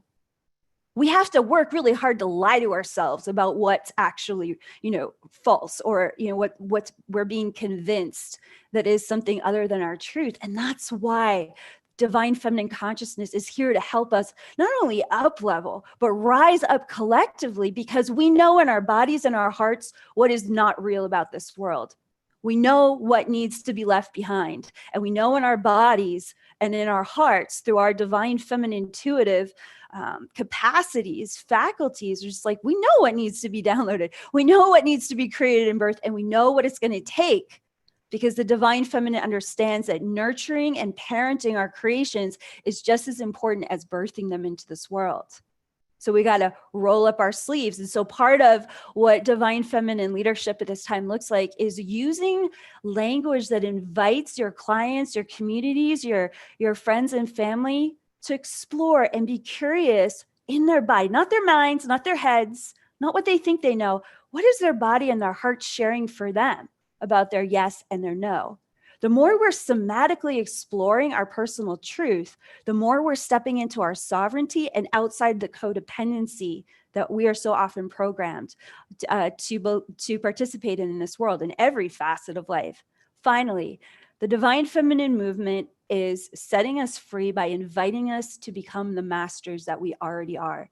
So many of us have come from across the cosmos for this collective angelic mission to activate humanity's sovereign divinity at this time. And the way that we know ourselves best is through the willingness to master our own relationship with life. It's just like, we understand that we have to become a parent to our own reality. That is the divine from the mother that recognizes there are so many aspects of our consciousness that are coming online simultaneously. How do we nurture? How do we uplift? How do we expand beyond fear and into our greatest light at this time? It's like, well, we do that through a process of self-initiation. And the Sophia Code Cosmology offers you an opportunity to mentor with key divine feminine ascended masters that view you as equals and are creating the space for you to mentor with them day and night, so that you can get used to what it's like to actually live as a master in human form, which is essential because that's what you came here to be. So if you want to experience the daily ascension journey of what it really takes to live in the intuition, the healing light, the psychic abilities of the divine feminine principles within you, including this invitation to a quantum communion that's going to radically not just upgrade your consciousness, but lift it up to operate from a completely new context of your own sovereign divine light, well, you want to hang out with your friends in high places. And those are the ascended masters that I can't speak for all ascended masters, but I can speak for the High Council of the Sophia Dragon Tribe. And this is a high council that is here to teach us, to help us remember how to truly, authentically live in our sovereign divinity on a daily basis, and how to bring that self-knowing and that self-communion into our divine feminine leadership, which is desperately needed at this time. We need to heal our relationships with our bodies, our hearts, our minds through an intuitive space, not the ego space, not the mental body space. Mental body, all of our beautiful thoughts and abilities to articulate and communicate, if that is governed by the heart and our somatic self-knowing, now we are operating from a completely new context that's so intuitive. It always has the right solutions at the right time. We're able to download directly from the source, beyond the shoulds, beyond the have tos. Our mission, our angelic mission, becomes a get to through this divine feminine Christ consciousness of communion that's accessible to us every moment of the day. So I'm hoping that some of those points from the Sophia Code are helpful this evening for what we're all sharing and celebrating, that the divine feminine is here. It's activating all of humanity. We're not going anywhere. We're just so excited that so many people are joining us in this coming online together through the heart space. And thank you again, Debra, for the opportunity to speak about divine feminine Christ consciousness tonight. It means everything to me. Thank you. Thank you so much. And please tell us about transforming trauma into soul power. How When people go to kiaiara.com, that's KAIARA.com, this is what pops up right away. Tell us what is that an online course that you're offering? Yes, I'm really excited to offer Transforming Trauma into Soul Power. It's going to be a 4-month mentor journey that begins in January 2021, based on my own journey of radically transforming my life with the teachings of the Sophia Code. Many people know I'm a survivor of 18 years of extreme atrocities, and I witness how much we are all transforming personal and collective trauma, not just from this lifetime, but from so many lifetimes. And so we're going to go through some very key and pivotal teachings that not only have helped me survive my trauma, but really step into a space of thriving. So I want to share everything that I have in my heart about that journey of stepping into a thriving space through the divine feminine, and really just through a space of our sovereign wholeness, divine feminine and masculine, Christ consciousness working as one within us. So that starts this January, and feel free to reach out to our team angels at my website, kiaiara.com. We're happy to get on the phone with you and share more about it. Thanks for letting me share about that tonight, Scott. Absolutely. I mean, I want to encourage everybody to really check that out. Is that for women only? Just wanted. Oh no. It's so beautiful how many men have been coming to the Sophia Code movement now, because the Sophia Code movement is about activating our sovereign divinity. It's coming through that divine feminine Christ message from these divine feminine masters, but it's all about our whole and equal sovereign divinity. So thank you for asking that question. Oh, absolutely. Thank you for the incredible journey of your life. Oh. And for your transmission, your enthusiasm. It's such a blessing to have you in our world, let alone in our show here. Thank you so very much. Thank you, Scott. What an honor. And thank you, Debra. And thank you to everyone watching tonight. It's been such a joy to be here. Thank you. Wow. Well, we're going to go to some music. And it's my pleasure to introduce you to Madhu and Ege. Some of you may have seen him. He's been on our show a few times now. In fact, he was on my show last night, the Friday night straight talk show that I do. And I'm going to tell you a little bit about Madhu. His voice is otherworldly. It's truly a portal and vessel for sound healing. And you're going to experience that. But what I want to tell you is that this is a man who was in a very serious accident, and he woke up as a quadriplegic. And he was so paralyzed he could not function by himself. He needed constant care just to be fed or to go to the bathroom. But he embarked in an amazing personal healing journey with a lot of support from family and community, and primarily using sound healing and vibration and the power of positive thinking, healed himself. And he's been on our show several times. He's got his partner Ege, who's going to be playing with him. And I just really invite you, as we take the messages of Matt Kahn and Kiaia Ra and Elizabeth, they've given us incredible transmissions. And the music you're about to hear is also a transmission. So as we listen to the music, let's just raise our vibration and percolate in what we've learned from Kiaia Ra and Matt Kahn and the others as we listen to the beautiful music of Madhu and Ege. Take it away, guys.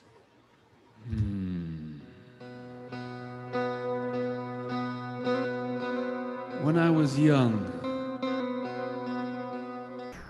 I was taught to read Hebrew and pray and chant in this ancient language. And although Judaism is an Abrahamic religion, the divine feminine is present, and she is known as Shekhinah. I know it is not easy to say that word, to pronounce Shekhinah, commonly mispronounced as Shekinah. I would like for us to chant Shekhinah, to invoke the divine feminine within and all around us.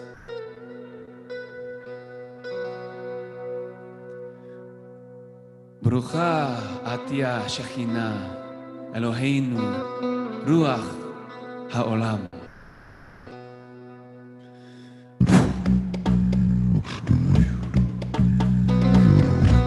Blessed is God, the feminine God, who is one, Spirit of the universe. Bruchat Ya Shekhinah, Bruchat Ya Shekhinah, Bruchat Ya Shekhinah, Bruchat Ya Shekhinah.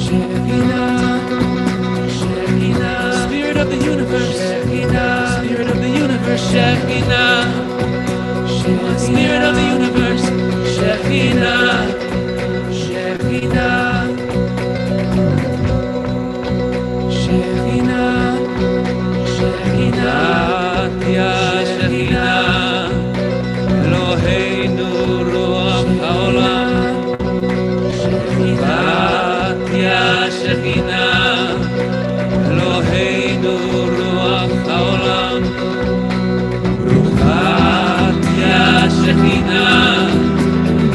אלוהינו רוח העולם, רוחת השכינה, אלוהינו רוח העולם, השכינה, אלוהינו רוח העולם, השכינה, אלוהינו רוח העולם, ועל ראשי, surrounding me, ועל ראשי, שכינתך, שכינתך, שכינתך, שכינתך, רוחת השכינה, אלוהינו רוח העולם. Blessed is the divine feminine who is one, spirit of the universe. שכינת אל, שכינת אל, שכינת אל.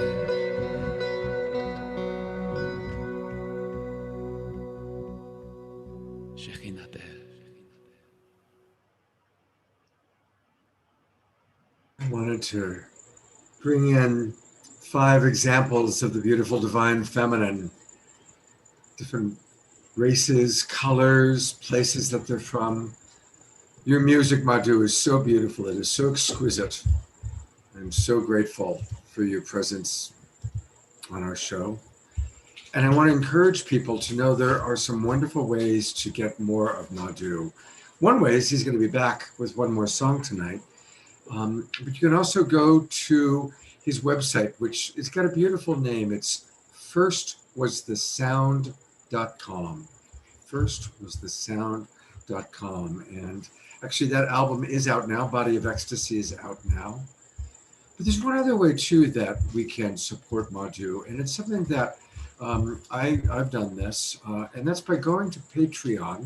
For any of you who aren't familiar, Patreon is a wonderful way for us to support artists. Like Debra was talking about earlier, you know, supporting the arts is a very important part of what we can do as community, because our artists do not get enough support, especially now when so many artists who made their living by doing live performances can't, with clubs and bars and restaurants closed. So I want to encourage people to go to patreon.com/Madhu Music, MADHU Music. And that's where you can join at any number of amounts. I joined, I support Madhu, I support some of the other artists that have been on our show like Nina Gray. And I want to encourage people to consider doing that as well. So thank you, Madhu, so much. Thank you, Ege, for joining us. You guys are just amazing. And we'll hear a little bit more from them later on in the show. All right, turning it back over to Debra. Thank you, Scott, and thank you, Madhu and Ege. Amazing. Now you understand why we brought them back. And now we get to do something really wonderful that we haven't done before. And on this show, we get to make things up because we're just making the whole thing up. And we had an idea that it would be really incredible to do a collective tarot reading for all of us, for the world, for everyone listening, for everyone on the replay, about this theme, and really see what the divine has to say to us through the cards. And of course, intuition is an incredible aspect of the divine feminine. And so one of my favorite tarot teachers, tarot readers that I've known for many, many years, that again is in my community here in Northern California, is Magic. She's a lifelong activist. She's definitely a voice of the goddess. She's an author of Magic Tarot, A Journey of Self-Realization. She's a tarot teacher and reader. She's the people's poet. And she's an author of Speak the Truth. And she is going to do a collective reading for us right now. And here is Magic. Thank you so much, Deborah. It's a pleasure to be here. And I'm just deeply moved by everything that's coming together tonight in this moment. Like, for example, Sophia, I love words. And Sophia, philosophy is love of Sophia, of love of the goddess of wisdom. So may more of the philosophy of this life come through the divine feminine. I have been doing yearly a reading for the world, but this is a unique year for sure. And so this doing one at this point and catching up, I think is a very powerful moment. I've chosen to do a 3-card reading because 3 is the number of the Empress, the divine feminine in the Tarot. And it's going to be our spiritual history, our spiritual challenges, and our spiritual gift. So as every living system has to evolve, so does the Tarot. And in my book, I have renamed the Emperor the Visionary Activist. And I have renamed the Empress Gaia, because what we need right now are visionary activists for the earth. And it is really a time for us to stop looking at our great Mother Earth as a resource and recognize her as source, so we may all live in the earth again, not on it. And I am an activist, and I think that all anybody has to do right now is not be overwhelmed about what you need to do. Just activate your unique gift for this time. That's all. You will find many ways to do it, but please take that path. And now I want to start the reading, and I want you all to focus with me as I mix the cards, because this is happening live.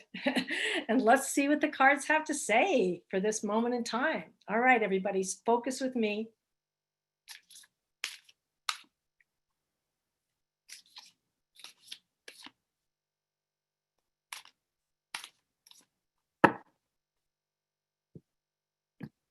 Okay, so the first card is representing our spiritual history. Oh, this is so interesting because actually this card, the wealth card, the 10 of discs, was actually at the bottom earlier. And I was thinking of you, Deborah, and community, because one of the things I discovered about this card through the Mother Peace deck is that the greatest wealth we have now is community. This traditionally fortune telling would just be, you're going to get money. But the Mother Peace deck shows a circle of people helping a woman give birth. And so the true wealth of this time is our community. And if you notice, this is a picture of the Kabbalah, the tree of life, and how we can manifest and bring in this power right now. So, one of my teachers told me it's easy to get out there, but try bringing it down. And let's be a circle that helps birth the Aquarian age, which I have named since Aquarius is the water bearer, water is the suit of emotions, and it is an air sign, so air is the suit of the mind, then this must be a time for intelligent love and for us to rescue Venus out of the, possessiveness, delusion, and martyrdom into her full power. So I am really glad to actually see, I have already had a peek preview of it, is the 10 of discs, the wealth of community. That's our spiritual history throughout time that we can always count on. So it's not money. And whenever we think about what a problem is in the world, the problem is greed. So what's the opposite of greed? Gifting. So give to your community your gift in that circle of birth. All right, so that's the first card. And now the challenge is the card called the Lovers. So this is a very traditional card of unifying the masculine and feminine. Just I was talking about the Emperor and the Empress are now the visionary activist and Gaia. So we are trying, the challenge is to reorder our connection with union with the masculine and feminine so that we unite in the symbols and the language of the living body of the goddess now, to not be blocked by old religious or cultural challenges. We can evolve those traditions, but we can't let them stay in the dogma that limits us with only creating union within the structures of religion and culture.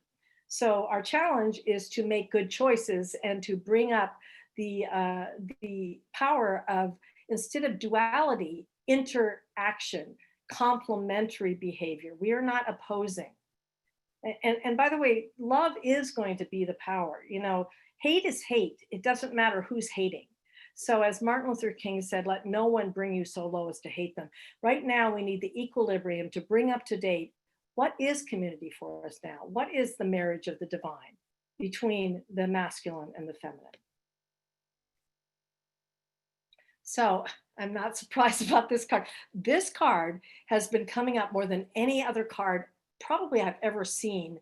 It was the first card in the Reading for the World this year and the first card last year. So if you look at this card and this one, you notice that both of them show the Kabbalah. So this card shows every position on the tree of life being ignited. So it is a card of birth. It's a card of fire. It's a card of energy bursting forth. In the Mother Peace deck, it shows a baby being born. We are, you know, it's hard now. A birth canal is a dark place. It's a place of life and death. We need to keep breathing with this birth. We're all here born at this time to midwife this potentiality into reality. And so I'm actually really excited to see that the Ace of Wands said, I'm still here, still doing the work. And it's been so amazing for me to see this over and over again on my altar, because it's saying there's fire and energy. And also, you know, I just want to honor the Eric and Sabina who have lost their homes. I'm also a poet. I'm coming out with a collection of poetry called Speak Truth, Be Power. And in that collection, there's a poem about the fires. And what I noticed when the fires happen is what's left usually is only the hearth and the icons, the spiritual icons that we care about. So there's the hearth, the mother, where we circle around to have circle and food and all of that wonderful stuff that makes us feel belonging to community. And so it's time for us to become fire tenders and not firefighters. Absolute respect to all the people that did the work, obviously. But the indigenous have principles that have always tended the fire and known how to work with it. And we need to find that with all the elements again. And I truly believe that I will see the fall of patriarchy in my lifetime. I like to say that I will dance the apocalypso on the corpse of patriarchy. I hope you'll take my hand and dance to the rhythms of the universe, the one song that flows through us all. We don't have to know in our minds how to do this. What we need to do is be present, grounded, and balanced. And then we will know how to respond, not react, because that's the evolutionary leap we're making out of that consciousness of fight, fright, flight to, okay, no, wake up, see what's happening, and remember that we're all interconnected. So I'm very excited to be here with all of you tonight. I truly believe that we have an opportunity. Opportunity equals crisis. And this is where we are right now. We don't have to have the logical answers to have the spirit in our hearts to say, love does conquer all. So thank you so much, Debra and Scott and all of the wonderful people gathering here tonight. And may we continue to do this powerful work to get through the birth canal and birth into the next realm. Oh, thank you so much. It was really, really fun and really quite interesting, the cards that came up, isn't it? Always, you know? I bet you're always surprised, right? Yeah, well, always both surprised and not surprised. Like, it's a function of synchronicity. And the cards just show reality what's happening in this moment, whether it's an individual reading or a collective reading. It's saying, if you see things exactly as they are, you can see the way through. So we're seeing the birth, so much birth in this reading. I'm very excited about it. Do you feel like sometimes the cards are drawn kind of based on your tuning in and channeling, and then you kind of are picking the cards as a channel for life, for God, for spirit, for whoever you're calling for? Well, I definitely open up. That's why I asked all of you to focus with me, because, you know, I feel that I am a person who has studied and worked with the tarot for over 30 years. And what I try to do is bring you to its wisdom. from my experience. And that my job is to not let myself get in the way and let that energy come through and speak to the cards spontaneously when they appear. That's why I didn't prepare the reading beforehand. I wanted to be in the moment with all of you and see that community comes up, birth comes up, and the redefining of who we are in terms of our relationships, that we're not stuck in the old limitations of religion and culture that no longer serve us, but that evolve into this time. Yes. Beautiful. Well, we can all learn a lot more. She's got a great website. It's called magictarot.com. Now, mind you, she spells it MAGICKTAROT.com. And so there's what it looks like. You can go to the website. And she has a book. And so if you want to get the book, it's called Magic Tarot, A Journey of Self-Realization. You can get it on paperback. It came out about 4 years ago. And you can go right to Amazon and get it. So you go to her website, magictarot.com, click on the book, and it'll take you right to this page. And tell us a little bit, very, very briefly about the book. Well, I made a journey through the archetypes because I believe that the Tarot showed us that, and that Jung discovered when he was working and defining and creating the word archetype, that in fact the Tarot already embodied that. So when we move through the cards, and I cover the entire deck, but the first 100 pages is the 22 major arcana, from the Fool, who always takes a leap of faith and comes in and tells us anything is possible. You know, right now, there's a lot of fear because people feel like they don't know what's going to happen. And the Fool says to that, well, that's great. Then anything can happen. We can take this leap of faith. We can use our imagination and move forward. And by the way, that was also my daughter's picture on my website with me. She's also a tarot reader and life coach for over 20 years. And we're glad to do personal readings online, parties, events. We just did one for sonic.net, wonderful local Sonoma County based organization as well. So it's, yeah, I'm very excited to be with all of you and to continue this work. Great. Thank you, Magic. Thanks for being on the show. It was really, really fun. You know, speaking of the show, there's a lot that goes into making this show happen. And I want to thank our broadcast partners. These are all people that carry our show in different ways. First and foremost, Unify. A lot of you, hundreds of you, thousands, watch us on Unify. A lot of you are watching us right now. So to all of you watching on Unify, and thank you to the Unify team that makes it happen. Shaquille, thank you, buddy. I also really want to acknowledge the Sign Network. They're doing a sine wave for us tonight, John and Summer Raymer, and I see that they've shared us out to about 70 groups tonight, all watching us on various Facebook groups and pages, all through the Sign Network. There's a wonderful new TV network called Awake TV that carries us. And I really want to thank Light Touch. Jay Mayer, who is the founder of Light Touch, he sponsored many of our shows. He sponsored our wonderful show last week on quantum healing, and he's going to come right back in a couple of weeks. We're going to have a Halloween show all about All Hallows Eve and really honoring our ancestors. And it's going to be a beautiful show. And thank you, Jay, for all your support through GoFundMe and through sponsoring our show. I also want to thank Alan Steinfeld and New Realities TV. They carry us every week. Of course, I love Love Coach Academy because that's my organization. Earth Dance Global and Humanities Team. They've got a great event going on. And we're really proud to be collaborating with them. We want to thank our friends at Portal to Ascension. That's Neil Gar, and Disclosure Fest, Adrian Valera. Both those guys have been on our show. We support them. They support us. And you know, a lot of you are probably watching because you just came over from Global Days of Unity. You've been watching today's Global Days of Unity show, and now you came over to us. So thank you, Chris Decker, and welcome those of you watching from Global Days of Unity. And finally, Earthwalk, our newest partner. Great to have you with us. So thank you very much to our partners that make this happen. I also want to acknowledge our donors. And in a moment, I'm going to acknowledge some of the new donors that have come in. But to share a little bit more about our upcoming season and our upcoming supporters party, I'm going to bring Debra on and kind of share the spotlight with her for a minute. Hey, Debra. Hey, Scott, thank you. And again, I want to thank our donors. That's how we produce the show. When you register and you give us a donation, that really helps us move forward. And because of that, we've created a brand new season, the fall season, October through December, with 13 shows. This is the third show of our fall season. But next week, we're going to have an amazing show again. It's about reality creation and new earth manifesting.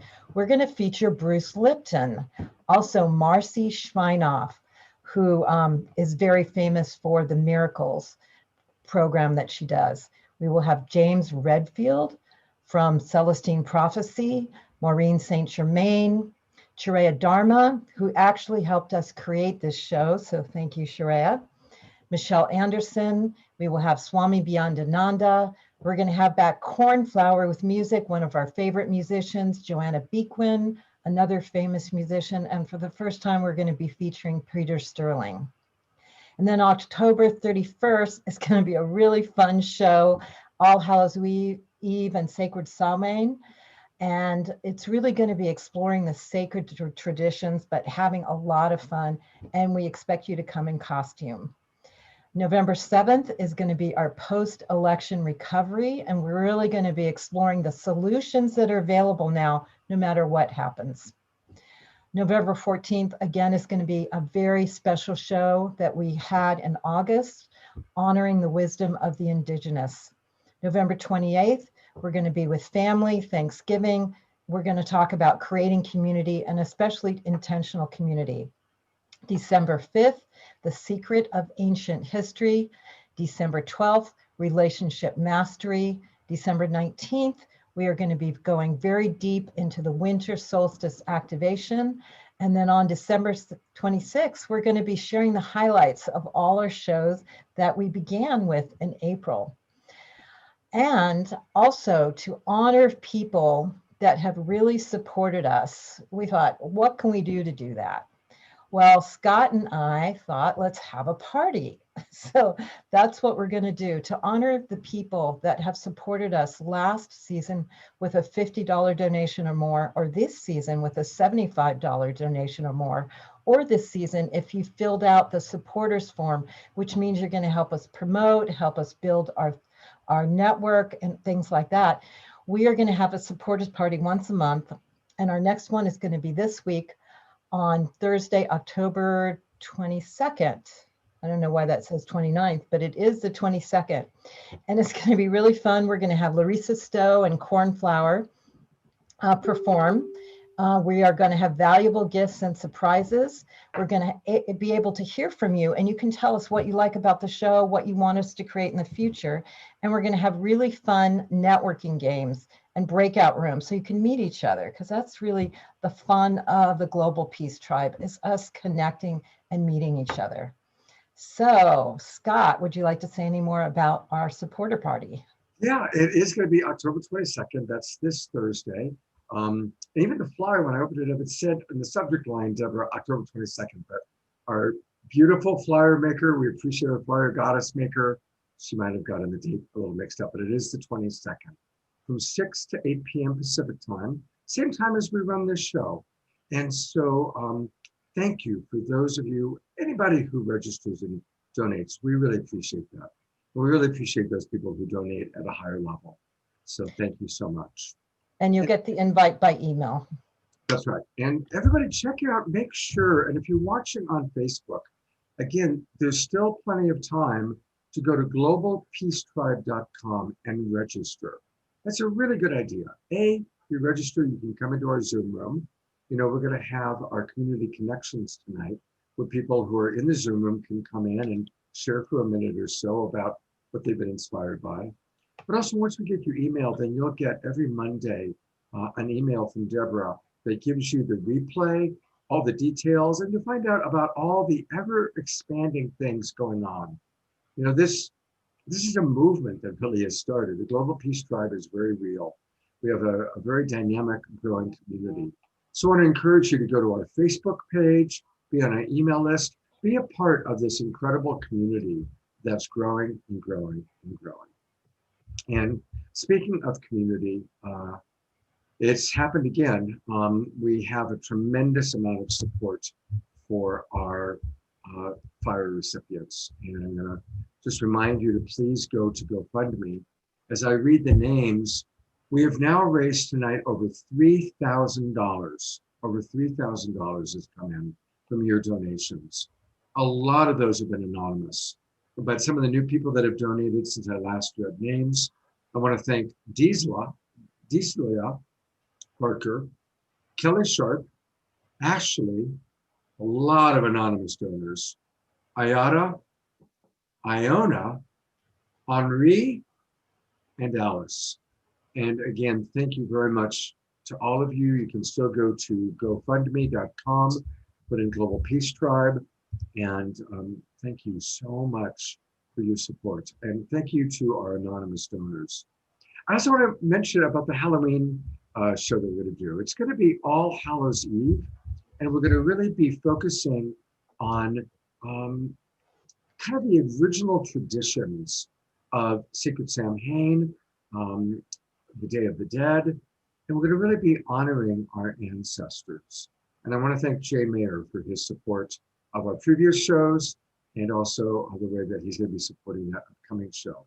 And something we've never done before. Any of you that come in costume, we're going to find a way to figure out who in the Zoom room is in costume and wants to show off their costumes, and we're going to highlight you. So it's going to be really, really fun. It'll be a very audience participatory show.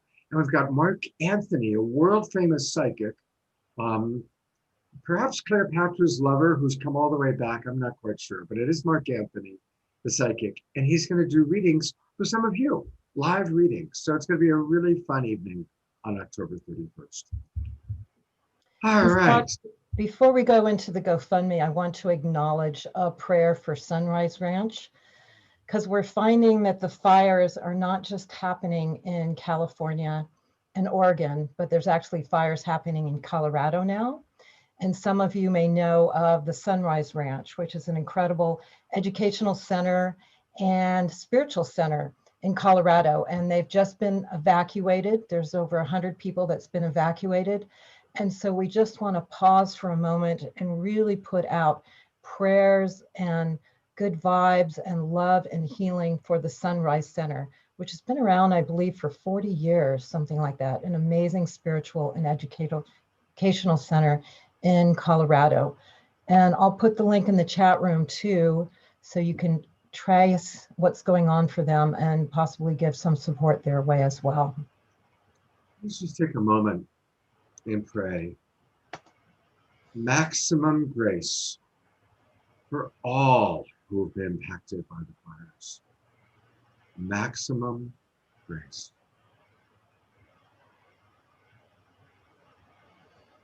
And speaking of that, it's a perfect segue to bring on our other friend, a blessed member of our community, Eric, who provides a lot of food. He feeds the homeless, he feeds the hungry, and he is also someone who's been impacted by the fires.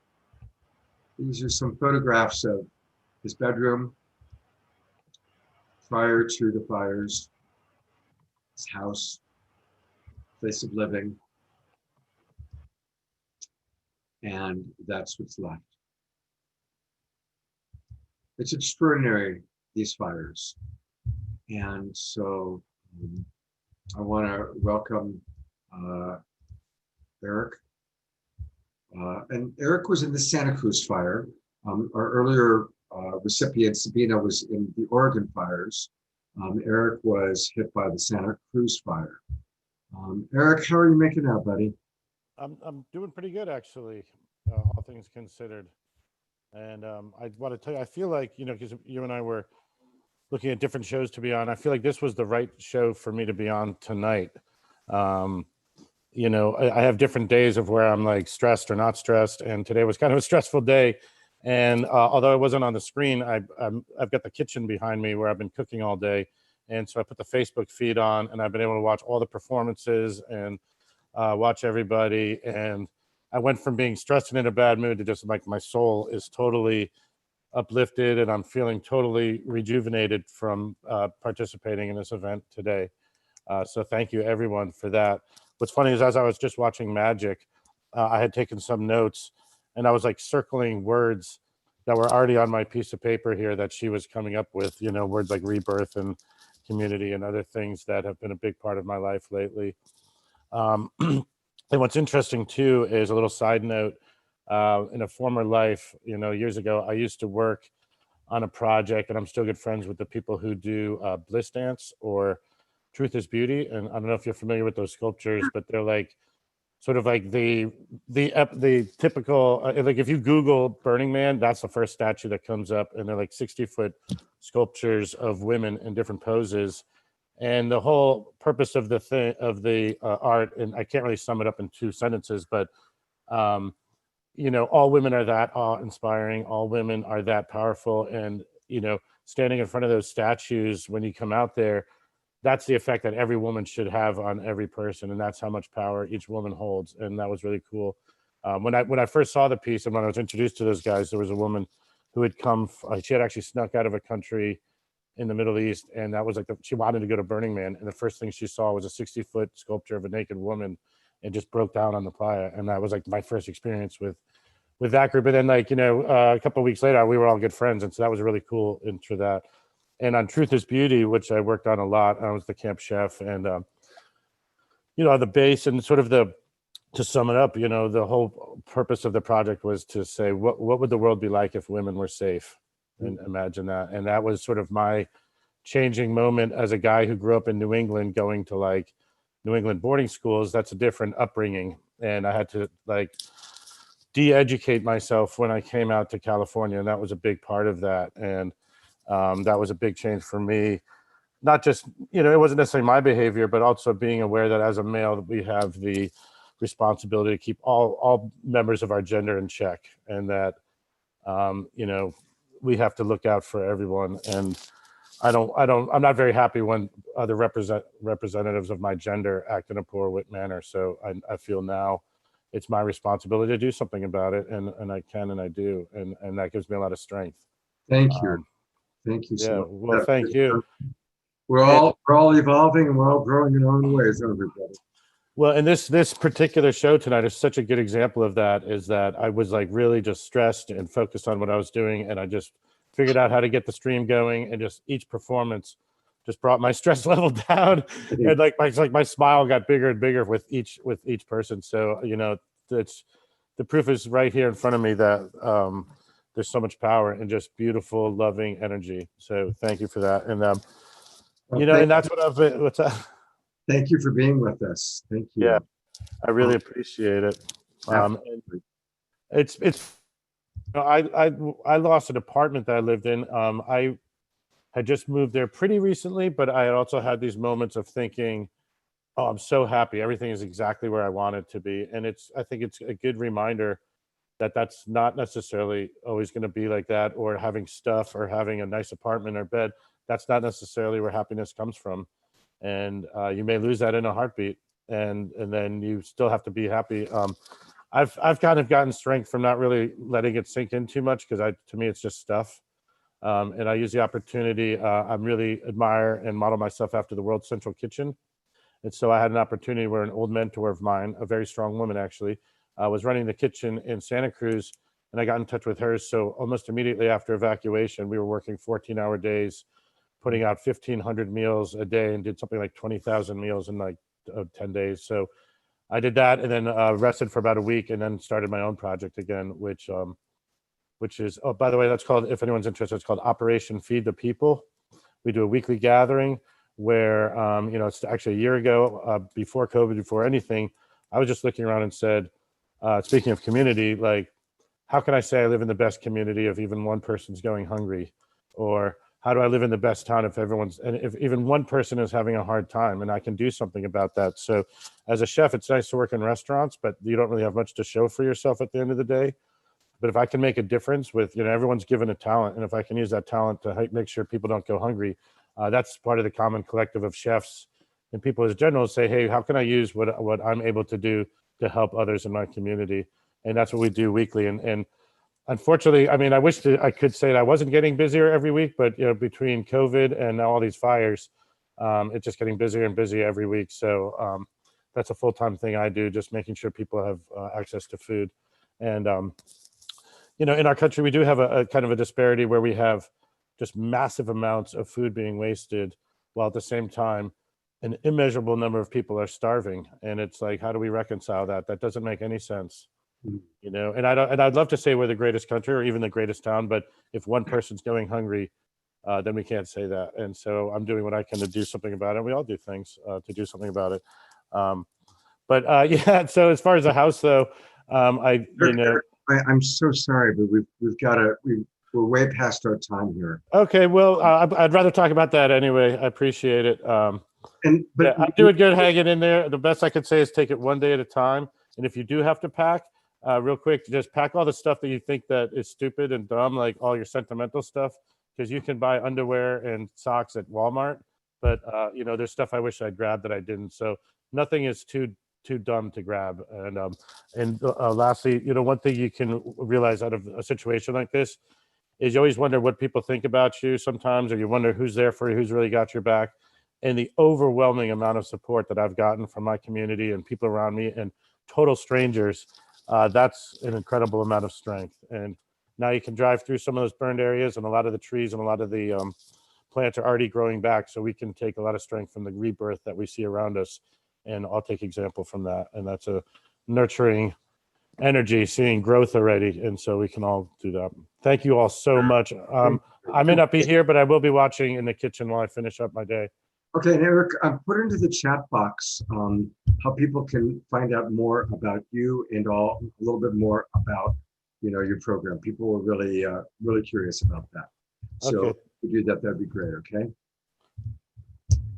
Take care, Eric. Thank you so much. And again, remember, people, we're sponsoring and supporting Eric, who lost his home in the Santa Cruz fire, and Sabina, who we met earlier, who lost her home in one of the Oregon fires. All right, well, it's time for more music. And as I've already said, Suzanne Sterling is one of my favorite voices. The moment I hear her voice, I literally get chills down my body. And so I'm so grateful to have Suzanne back on the show again. Suzanne, thank you so much for being with us. Take it away.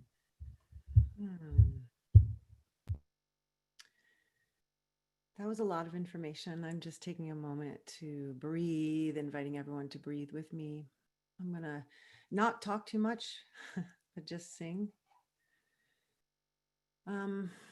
This is a prayer for those who are suffering, and it's a remembering that we're always being held by the forces of the divine Mother, divine feminine.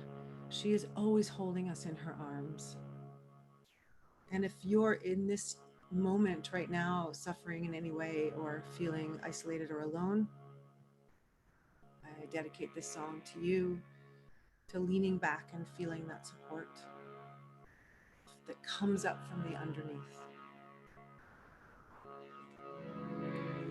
Come closer to your soul, lay down your burden here. I know you're trying so hard, seems like you don't go anywhere.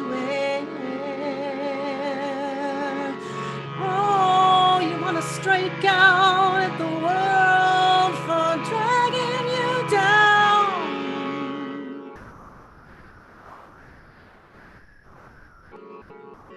Listen to what I am saying. I'm here to help you.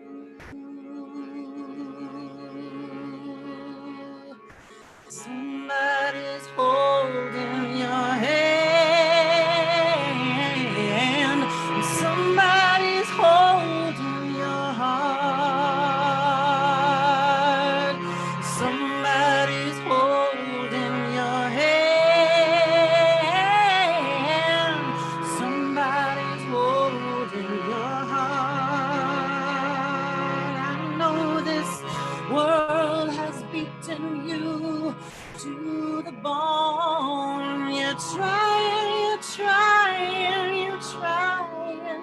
trying, still you're crawling down on the floor.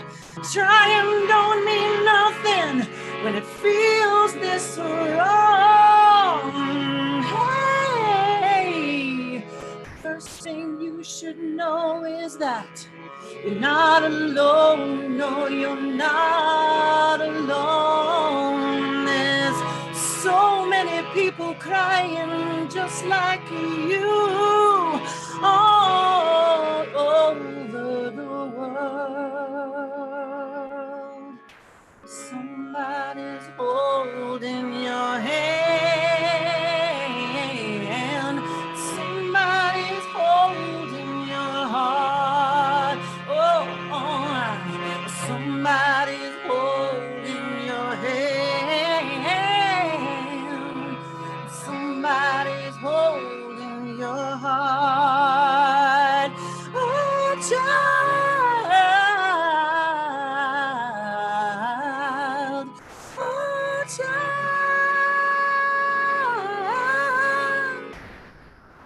Let the tears flow like a river. Trust that you'll be held in the arms of the one who loves you. The one who loves you. The goddess loves you, the God loves you. I don't care what you call them. They love you, they love you, they love you, they love you, they love you, they love you, they love. Somebody's holding your hand.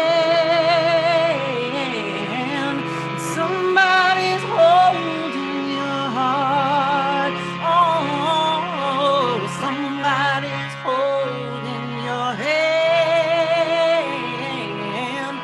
Somebody's holding your heart. Don't you know that the world has a place for you, and all your joy, all your sorrow, all your love, and all that you've got to give? Won't you open up your heart to the world? You might get hurt, you might get hurt, but you're never gonna die. 'Cause Spirit is holding you, Spirit is holding you, Spirit is holding you, Spirit is holding you in her arms. Somebody's holding your hand. Somebody's holding your heart. Somebody's holding your hand. Somebody's holding your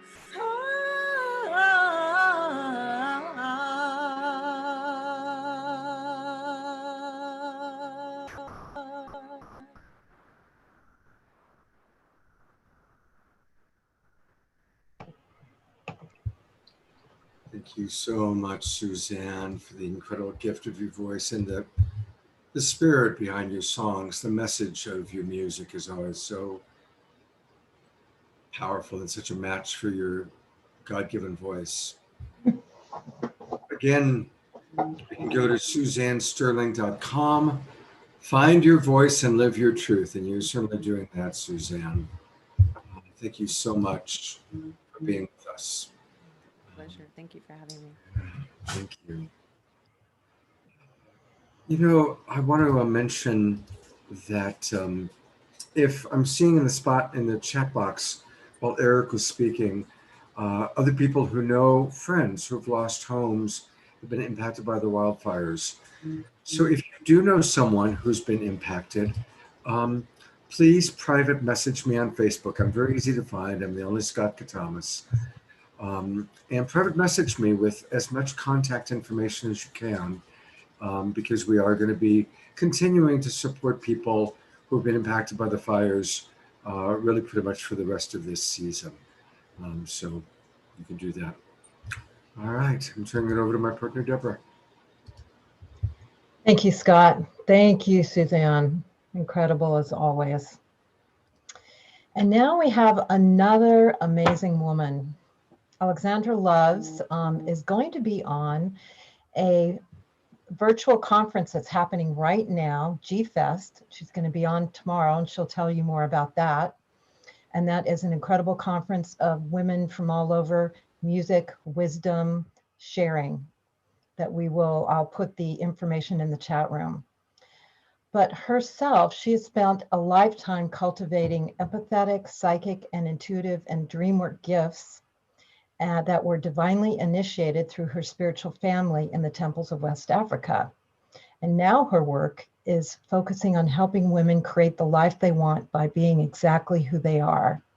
So this is someone that is working very personally with women nationally, all around, really cultivating the best that they can be, healing their wounds and becoming into their power. So she's directly working with activating the divine feminine in the women. And she does one-on-one sessions, and she has a spiritual library, and we're so happy to present Alexandra Loves. Thank you, Alexandra. Hello, hello. Yes, thank you, Debra. Thank you, Scott, for holding this space. And as far as G-Fest goes, please join us tomorrow. Our keynote speaker is Reverend Debra L. Johnson from Inner Light in Santa Cruz. That starts at 10 a.m. PST. And then I'll be holding a BIPOC panel on activism, healing, and creating change with some powerful guests. And that will be from 10:30 to 12:30. So please register, join us so you can be in the conversation just like we are now. You're all welcome to that.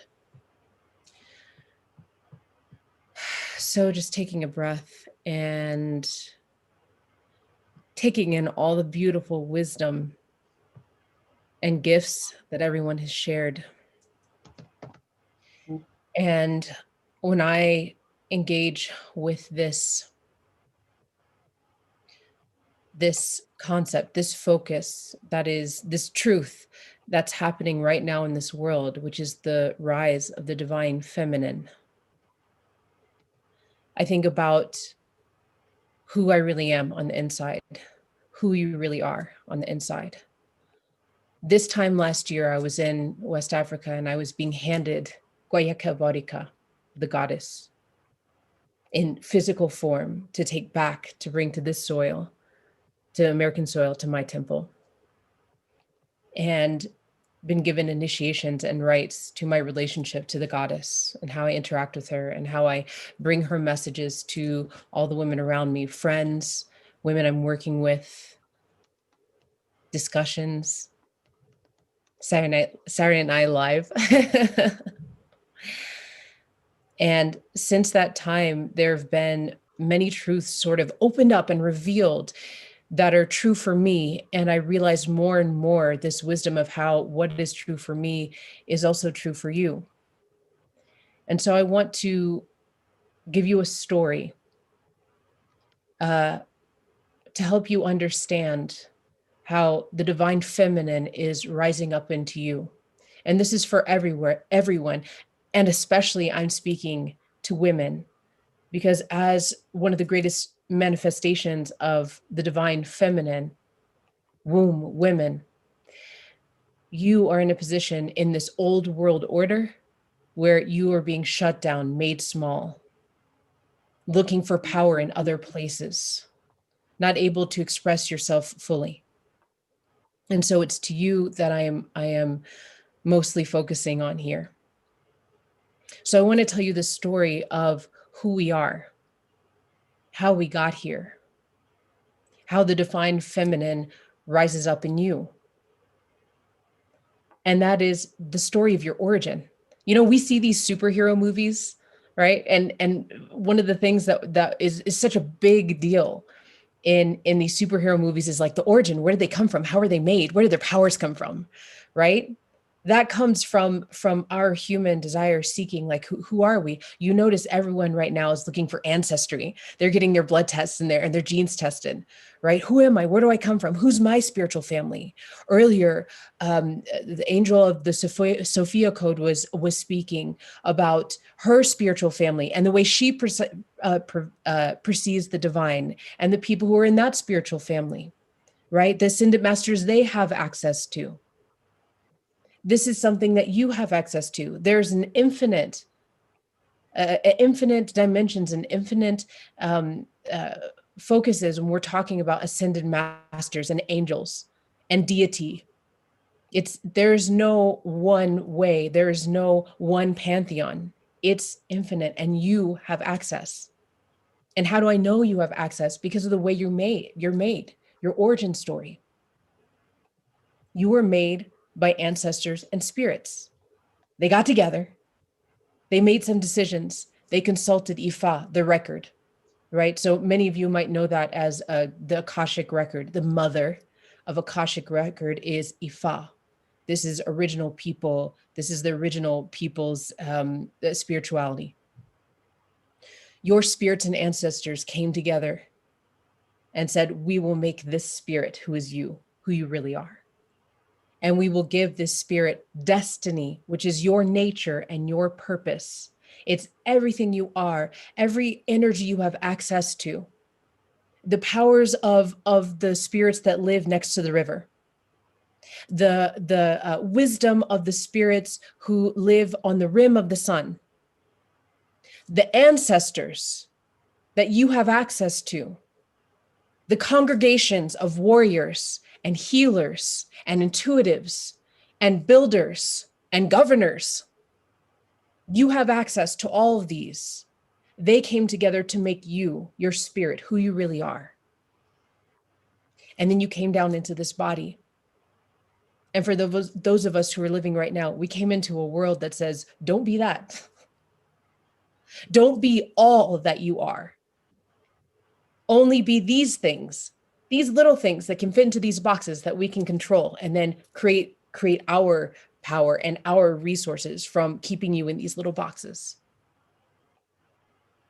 And it's easy to dip into the masculine part of this avatar of who we are, the masculine part of our spirits that are very attracted to the structure and very attracted to the logic. And sometimes when out of balance, the control. There's been so much energy and resource put into this hijacking of us through unbalanced masculine, through our separation, through our distance from the divine feminine. And so now that you know this story of everything that you are, all these spirits, all these ancestors, of all the elements, of all these pieces of deity, you know that you have access to a plethora, a multitude of multi-dimensions of wisdom, of solutions, of powers, of gifts. You have destiny. This spirit of yours, that is everything, you have destiny, which is your nature and purpose. And with that comes gifts and talents. And we're breaking out of a system right now that says, don't use your gifts and talents, stay in your box and do what we tell you to do. And so right now, in this time of the divine feminine, now that you know who you are and that you have these gifts and talents, and they are tied into your passion and your purpose and your nature, that is part of your destiny, what you will create in this world that right now is asking you to tap into all that you are that was made in consulting the record of the world. The moral of this story is the divine feminine is in you, in everything that you are, and everything that you really are, and everything that emerges in you when you unplug from this system. Someone says, I knew. Yes, remember, because it's already inside you. And so how do you keep engaging with that? How do you access your pantheon of what some of us call the ascended masters? How do you engage with your spiritual family? How do you know what your gifts are? How do you step into this power that comes from all these spirits and ancestors coming to you and creating everything that you are, all the energy inside you? How do you ride this rise of energy that's within you that makes up who you are? You remember and you ask.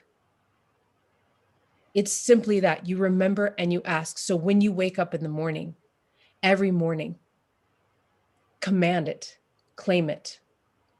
My name is Alexandra Loves, and I wish to know who I am, everything. I want to know everything about who I am that came from my spirits and my ancestors. I wish to know everything. I wish to remember. Does that sound like something you can do every day? I think so. Yeah. It's seemingly so simple. Try it every day. I wish to ride this wave of divine feminine power that is rising in the world, that I was born specifically at this time and made purposefully by my spirits and ancestors. I wish to ride that wave. I wish to be fully in it, engaged in it. Show me, I will listen. I claim it. It is me. It is now. I rise. I am the cause of the rise. I am the rise. I inspire the rise. Everything is in me. I have everything I need. Say this to yourself in the morning. The truth is, you might be inspired by me or someone else that spoke today, or someone else who might speak, or the songs you might be hearing. This is also in you.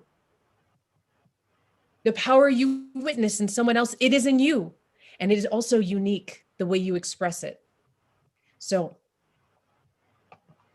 you are it, you inspire it, engage with it. Remember, ask for it in the morning. You are the divine feminine rising, it is in you. Beautiful, beautiful, beautiful. Thank you so much. And you are a most wonderful and unique voice. I love how you express yourself, Alexandra.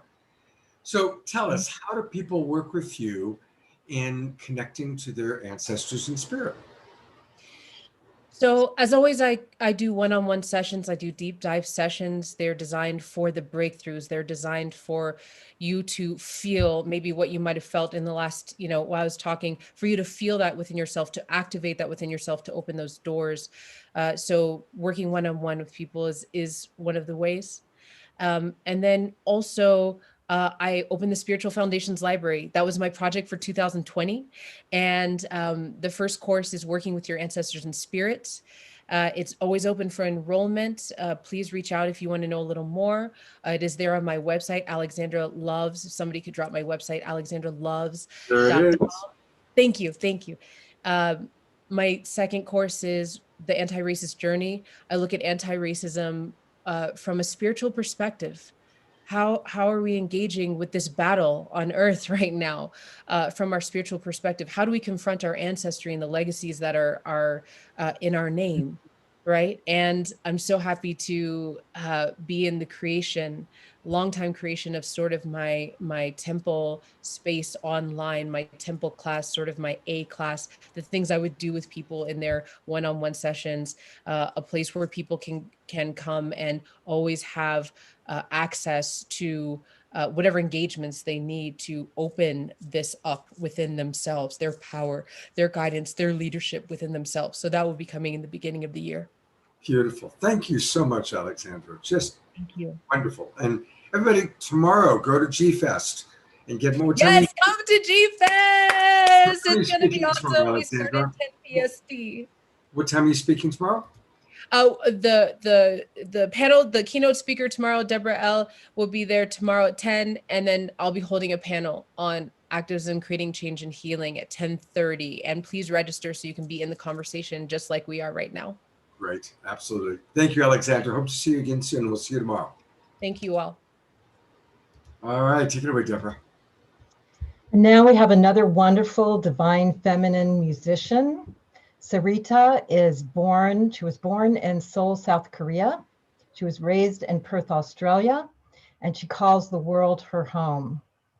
And she has a worldwide musical mission to uplift and inspire and activate healing with her uniquely feminine blend of evolutionary reggae roots, acoustic soul flavors, conscious lyrics, and she is, as you can see, she's quite colorful celebration of life. So we're so happy to share with you the beautiful music of Sarita. Thank you, Sarita. Thank you, Debra. Thank you, Scott. Thank you, everyone gathered, all the panelists, everyone tuned in. This is just beautiful. Thank you for bringing us together. Community really is the wealth. And Alexandra, that was so inspiring. And I actually changed my choice of song based on what you said, because I was amazed that some of the lyrics in this song, you just spoke those words, and I thought, okay, this is the song I'm going to sing. And the song is called Gifts. And the song is a call to all of us to access, to nurture, to harvest our unique gifts and share them with the world, because the world needs it now more than ever. And that each of our creativity, whatever that is, you know, if it's making the machine that collects all the plastic in the ocean, or if it's creating an incredible, inspiring piece of art, like, we need everyone's creativity now more than ever. And that, in fact, each of our collective creativities is the key to the new earth that we're birthing together. So this is a song called Gifts.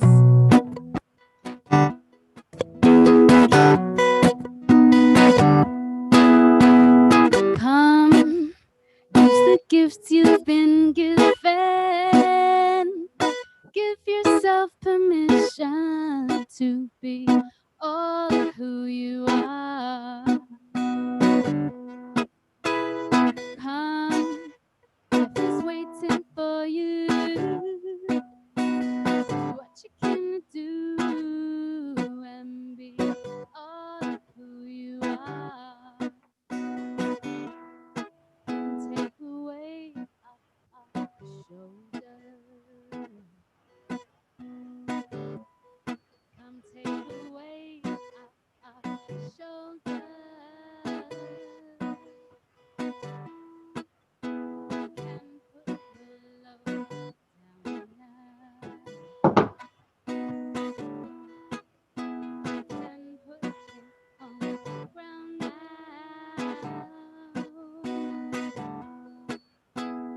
Come, use the gifts you've been given. Give yourself permission to be all who you are. I just saw. Come, just waiting for you. Do what you can do and be all who you are. Come take a weight off of your shoulders. Come take a weight off of your shoulders. You can put your love down now. You can put it on the ground now. There's nothing stopping you but that voice in your head. So tell it where to go, tell a new story instead. In a life by living it, give your gifts time to exhale all your fears. Get out of your way, this is bigger than you. Erupting from the world if you don't bring it through. Nothing is working right now towards your highest good. Only you can do you. And we need you to do you. Yeah. Come, use the gifts you've been given. Give yourself permission to be all who you are. Come, life is waiting for you. Do what you can do and be all who you are. Yeah, and be all who you are. All can be all who you are.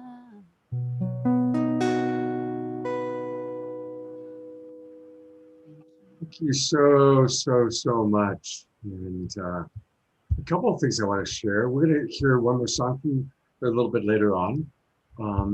But you can, I love what she says, write, ignite, and rejoice. And she's got a 5-week songwriting vocal course going on. It's a journey for women starting November 15th. And you can find out more about that at thejoyofsong.com. So that's exciting. And then also, if you go to her website,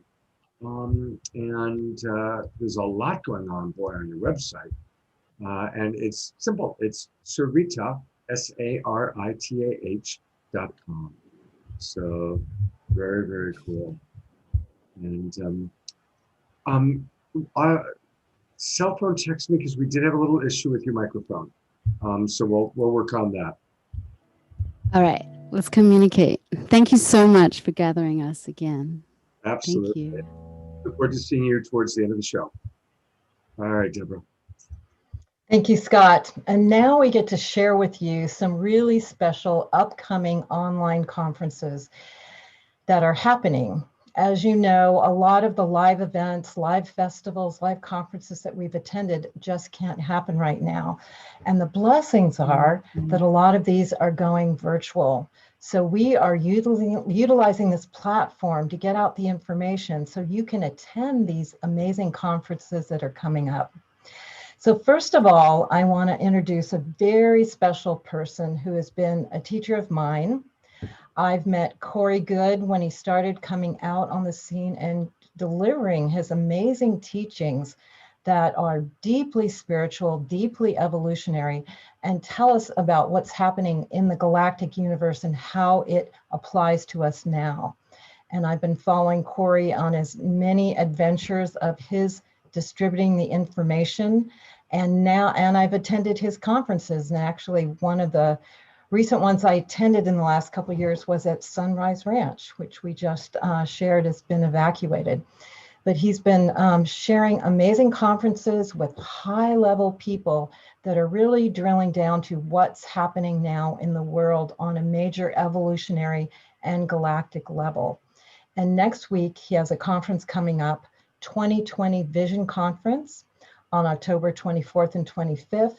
He's got incredible people, Dr. Michael Sala, Kate Awakening, James Gilliand, Kiaia Ra, incredible people. He's going to be talking about ET disclosure, spirituality, technology, and political upheavals on the table, seeking the deepest truth. And Corey, thank you so much for coming to our show. And please share us more about what you have in store for next week. And I'm going to be posting the links in all the chat rooms so people are able to join. Welcome, Corey. Thank you so much. And I appreciate you giving me an opportunity to talk about this online event. As you stated, a lot of events have gone online because of the COVID debacle, everything that's going on. So I don't know, it's been a way for Tribe to still come together in a virtual way. I guess we know that, Tribe coming together, at least once or twice a year is very important for us to be able to rejuvenate and stay on mission. So a lot of people, they're moving to doing online conferences, and it turns out to be, really handy. People can, watch them when they want. They don't always have to be there or travel or deal with hotels. So it might be a, the thing of the future. A lot of in-person events, there might be fewer of them after this. But yeah, this conference is timely. It's basically, it's about trying to find peace in the chaos. And 2020 has been nothing but chaos. And, at the beginning of the year, I did my course, and it was called, well, you can find it on ascensionworks.tv, Accelerating Ascension. And it was, people really enjoyed it. It helped people get through the, lockdown. And this next conference is to kind of help people work through everything that's popped up over the last year, because I know that many of us have things that we thought we had dealt with that reared its head during this past year. Great, Corey. I've really appreciated everything you've produced since. I lost your audio.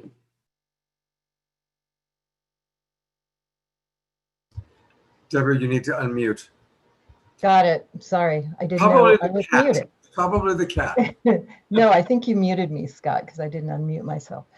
But thank you, Corey. Everything you've done that I've attended has been amazing. I always follow everything you do. Great that I can sit at home and watch everything next week, and I plan to be there. So thank you for your work. And I know it's very much connected with Ascension and with the Awakening, and I really appreciate the level of information and all that you bring together. And we'll keep posting the links in the chat room so that people can attend. So thank you. Thank you very much. Now we have one more amazing event for next weekend, which is one reason that inspired us to do this goddess gathering this weekend is the 1000 Goddesses Gathering that's happening. This has also been a live event that took place where 1,000 women would come together and do ceremony. And last year they did it in Washington, D.C., right on the plaza there. And it was incredibly powerful. And this time they are uniting hundreds of women doing ceremony all over the world for the goddess. And we've got a video to show you about it now. Holding it up. All right.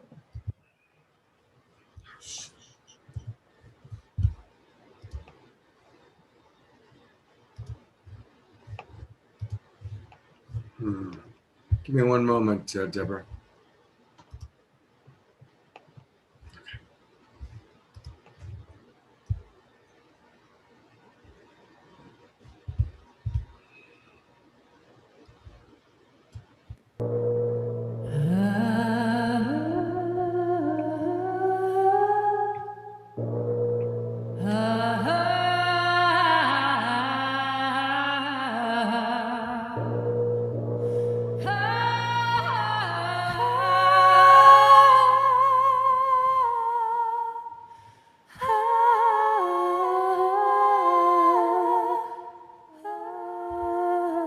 When 1,000 goddesses gather, the great mother will rejoice.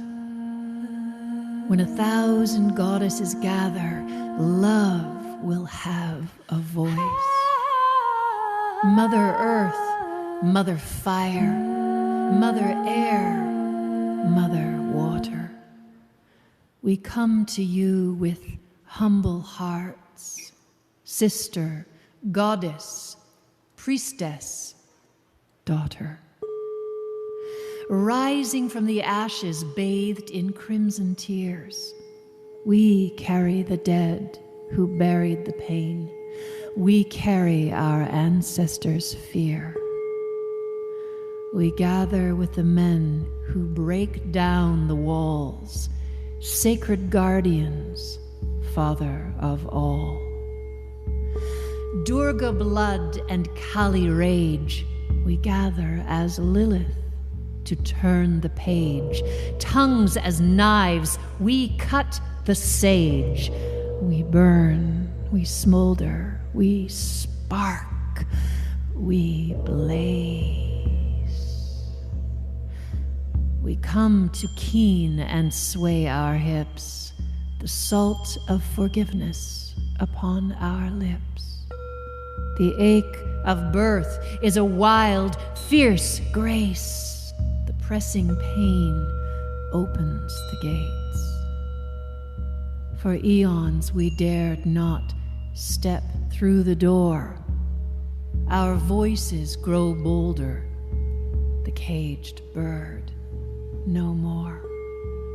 We know in our bones that we came for this shift. From fear to love, to offer our gift.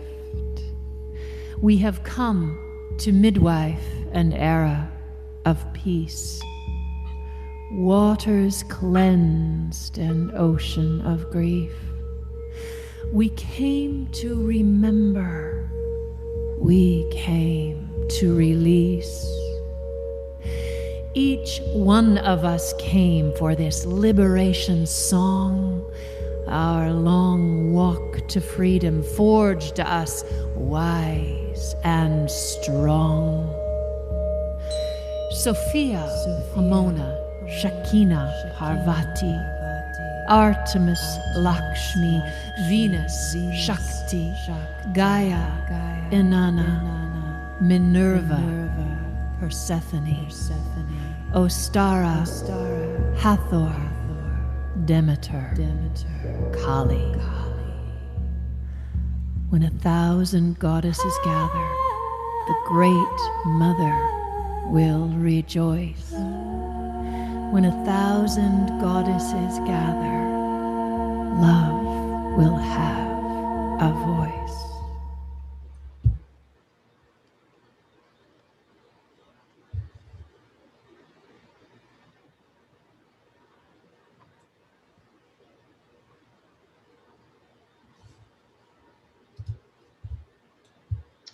So that brings tears to my eyes, and you can understand what that powerful ceremony is going to be on October 24th, where women are going to gather and give ceremony. And Lisa is here. Great. Hello, Lisa. Lisa is going to tell us a little bit more about it. Actually, I want to also acknowledge Mayor Cromwell, who is the founder, and send her so much love and healing for holding this vision as she goes through dealing with cancer right now and is still producing this amazing event for us all next week. And Lisa, just share a few words about what people are going to experience next week. Blessings. Thank you so much, Debra, honoring you, and thank you, Scott, and this beautiful, wonderful community. So 1,000 Goddesses, the 24th of October, 2020. It's been going since 2016. It's a global gathering of many ceremonies where the divine feminine she has arisen, she has been activated. And we are working in these ceremonies across 54 so far have registered on the 1000goddesses.net website. Across 15 nations so far, and we are so looking forward to being in this global energetic ceremony with all of you. Please do register if you feel called to hold your own ceremony. We're uplifting this vibration of fear and all the challenges that we've been facing through to luminous love, wisdom, and compassion. Blessings to Mia, the founder of this event, honouring her Mother Gaia Mystic, Priestess. Yeah. Thank you so much, Lisa, for coming on for her and being her voice. And we send her so much love and appreciation for what she's created for us for next week. Thank you so much. Thank you so much. And the links are in the chat rooms and on the Facebook pages. Thank you. You know, we as community, we're constantly supporting each other in different ways. Again, thank you everybody who's donated to our GoFundMe. And we just have been made aware recently of a member of our community who was just diagnosed with a very extreme 4th stage cancer, our dear friend Gail. And so there's going to be a fundraising event put on. You can learn more about it. It's called Gailapalooza, which is, I think, really quite a wonderful thing to call it. And a lot of our favorite musicians, a lot of the musicians that have been on this show, as a matter of fact, are going to be participating. And anyway, you can find out about it by going on Facebook, and then just go to the Facebook's toolbar and put in Gailapalooza, GAILAPALOOZA. It's going to be a musical fundraiser taking place on Sunday, October 25th. That's a week from tomorrow at 3 o'clock Pacific time. So let's all support our friend Gail by going to Gailapalooza a week from tomorrow. And that's going to be really special. We've got Lakshmi Devi is going to be playing. She's been on our show before, quite a few people. And so I really want to encourage you to do that. And now to introduce our next musical piece, it's my honor to bring back Felicia Rose. You heard her a little bit earlier in the show, and she just brings so much angelic divinity to her music and to her presence. So thank you so much, Felicia, for being with us, and turning it over to you for your next song.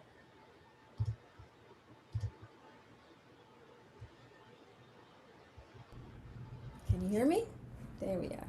Yes. Yeah, oh, so inspiring, everyone. I changed songs so many times, but I'm gonna stick with this one. Everybody's so beautiful.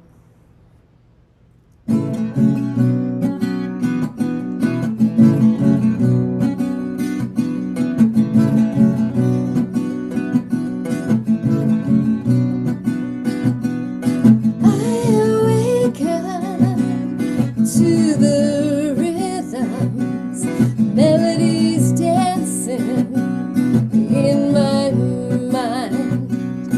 Angels lead me to the river. There are lyrics swimming by.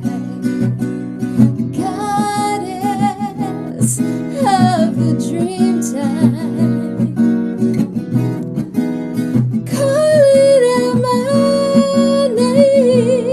Sending love through the psychic airwaves. You know I'll do the same.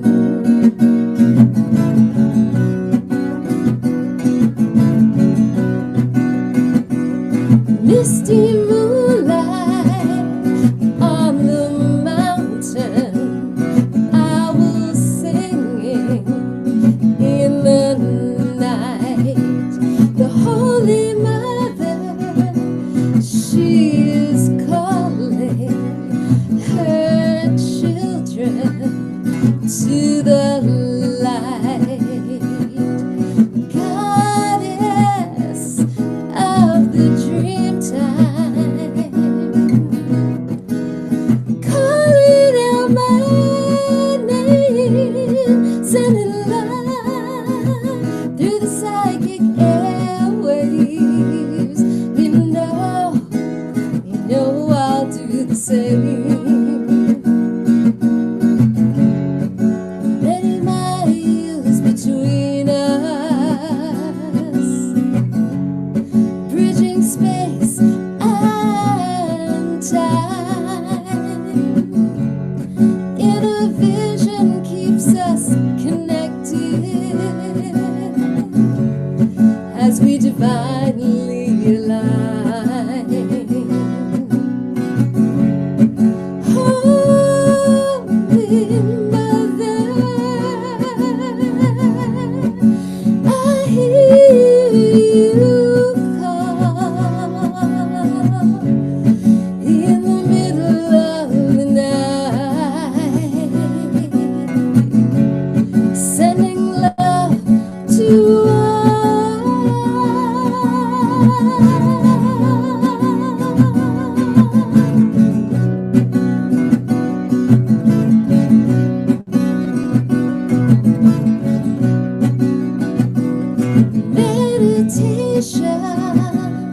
in the morning, tapping into the mystic flow. Portals open to higher regions. Celestial sound will guide us home. Goddess of the dreamtime,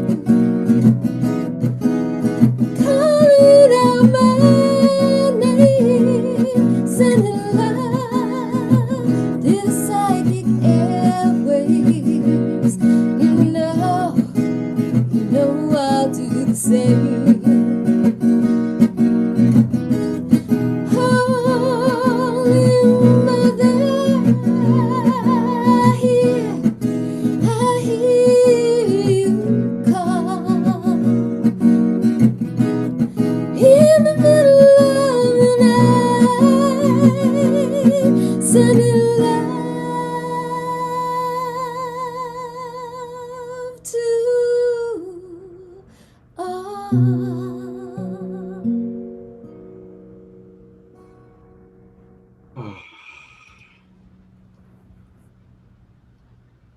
Thank you so much, Felicia Rose.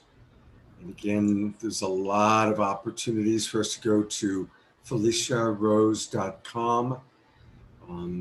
She has inspirational songs, CDs, and a lot of wonderful, wonderful things that you can get there. You can also subscribe to her YouTube channel at Felicia Rose Music. So thank you so much for blessing us with your presence, with your beautiful music. Thank you, Felicia.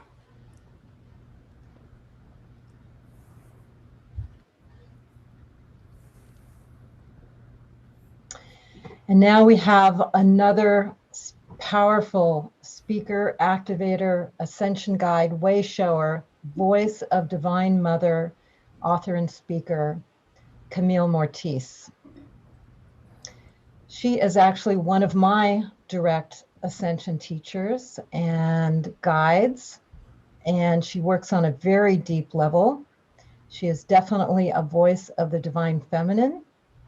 She comes from Maui, but works with people all over the world with transformational psychic soul clear healing sessions and with tarot, crystal, Reiki, shamanism, all kinds of things. And I look to her as a spiritual guide. And so now I present Camille Mortis. Welcome, Camille. Thank you, Debra. Thank you for inviting me on the show. And thank you for everyone who is here presenting. It's a beautiful opportunity. Spirit calls me a revelator of light. I'm here to bring the unknown into the known. And when we're talking about empowerment of the Divine Feminine, the rise of the Divine Feminine, as a channel for Divine Mother, Divine Mother works through me, and the Divine Feminine embodiment as Divine Mother births heaven on earth through the power of the spoken word. The Divine Feminine receives intuitive wisdom from Source through the sacred one heart as divine understanding, wisdom, and knowing. And the healing heart really is our ascension chamber. It's 0 point, and it's where the coherent field of one is, and where miraculous healing and restoration of the divine plan occur. The Divine Feminine as mother gives birth to sacred life and the sacred masculine by activation of the divine plan through the power of the spoken word, and by holding those thought forms of purity in place through the practice of the Immaculate Concept. The Immaculate Concept is where one part of life holds a thought form of purity for and on behalf of another part of life, and to outpicture it until it comes into form. This is the process that's done through the living light of the Sophia Christos. And Sophia in Greek is wisdom, while Christos in the Greek is to consecrate or to be anointed. So through the embodiment of the divine Sophia wisdom and knowing, the understanding within, which is a receptive feminine process of receiving and having, one may then anoint, consecrate, and activate sacred life as the divine plan in form. And that is our active masculine process. So the celestial angelic devic realm do not have free will, and the angels don't have free will, and the elementals don't have free will, and they're bound in place by what humans say and do, because heavenly thoughts create heavenly life, and hellish thoughts will create hellish life. The sacred purpose of humanity is to create heaven on earth as co-creators and steward of the divine plan. And our superpower is the full activation and restoration and resurrection and liberation of the divine plan as heaven on earth, or to be the full embodiment of the living Sophia Christos through the one heart. Each individual has an opportunity and authority to activate the sacred white fire at the center of every atom, because at the center of every atom is the full potential of you being a fully ascended being and realized in human form. I call this, when we restore the sacred white fire center and the center of every atom, the spiritualization of matter as the one ascension of Mother Earth, and all life matters in the spiritualization of matter. So our sacred divinity inherent right of the divine plan is to create with ease. And we begin by inviting our higher self, our soul knowing, into our heart. It doesn't talk to us until we talk to it. So we have to bring it down in. When we place our hand on our heart, we're automatically unifying the mind and the heart through the first ray, the second ray, and the third ray to give birth through the power of the spoken word to the divine plan. So we begin by just affirming, and if you would do this with me through your own words, we would begin to say, I invite my higher self, the Sophia wisdom, knowing and understanding, the infinite knowing, to reside in my heart. So my higher self now resides in me, and divine understanding is activated in me. And I take back all my divinely intended birthrights to know, to see, to hear, as source through my own human heart and understanding. I invite my soul and my higher self to be with me today and every day, to always reveal the way and to answer all my questions. And when we bring our higher self into our heart and turn on the knowing, whenever we ask a question, the higher self will reveal the way. Also, I claim my freedom, and as eternal souls, I claim my freedom and sovereignty as an eternal soul in a temporary form. And I am the only authority of me, my mind, my body, my life, and my relationships. And so when we begin to practice the act of the Immaculate Concept, Divine Mother, as Queen of Heaven, has assured me that every single human who chooses to hold the thought form of purity for and on behalf of their fellow man, friends, and families, that she will immediately show up and support you in that process. And it begins like this: standing in our divinity as our higher selves. We now choose to hold the thought forms of purity and love for and on behalf of family, friends, humanity, and ourselves. We choose to practice the act of the Immaculate Concept. In this process, whenever we experience fear or undesirable qualities of a friend, family, or situation, we recognize the situation and hold beside it pure thoughts of what we would like to experience, what the divine plan is, or what source sees and knows it. We begin to declare through the power of the spoken word this divine awareness by speaking out loud the divine plan and activating it in each other. So we can begin to say, only the healing love of source works through me, works through my family, works through humanity, and is demonstrated and resides here. When we're doing this, we can accept our stewardship. And so I'd like to do this, accept stewardship with you. We accept our stewardship as gods and goddesses, the living light, the Christos Sophias, co-creating the divine plan of the highest intended good for Mother Earth and all she embodies, taking back our divinely intended birthrights and sacred power to give birth to new forms freely through the power of the spoken word, right action aligned with divine will. All beings are safe and protected and secure through divine assurance of Source's eternal peace, establishing fellowship, where each being lifts the other in reverence, esteem, praise, and acceptance and inclusion. And we begin to create our sacred family, our sacred community, and our unified, individualized expression of the one. And as we activate the sacred intelligence within us and open ourselves to know, when we see another being and their suffering, we can begin to declare that perfect love now does its perfect work in and through this person. And I like to use a few words. I like to activate. We would begin to declare that divine understanding is activated in the hearts and minds of all beings.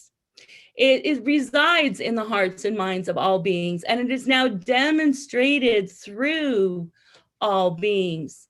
And every day we can do this work. We can recognize where our life is less than what we know it is intended to be from the God wisdom, the Sophia wisdom within, and we can begin to activate the highest idea in others. This is the sacred part of life. As co-creator, walking hand in hand with Source, it is not my job to know how, it is my job to know what. Source does the how, I need to know the what. Every day I can say, thank you, higher self, for the love I have today. Thank you, higher self, for the wisdom I have today. Thank you, higher self, for the peace I have today. And when we do this, higher self puts down. When the human invokes, higher self evokes and puts down into us and our aura that energy. I just wanted to share a little bit about how we can use the Immaculate Concept to activate the highest idea in others. And in the now, with what we are experiencing, we would want to call into the light all injustice, all betrayals, all secrets, all unconscious energy that needs to be known. We would call it into the light to clearly be revealed, made known, understood, and dealt with through divine justice. Okay.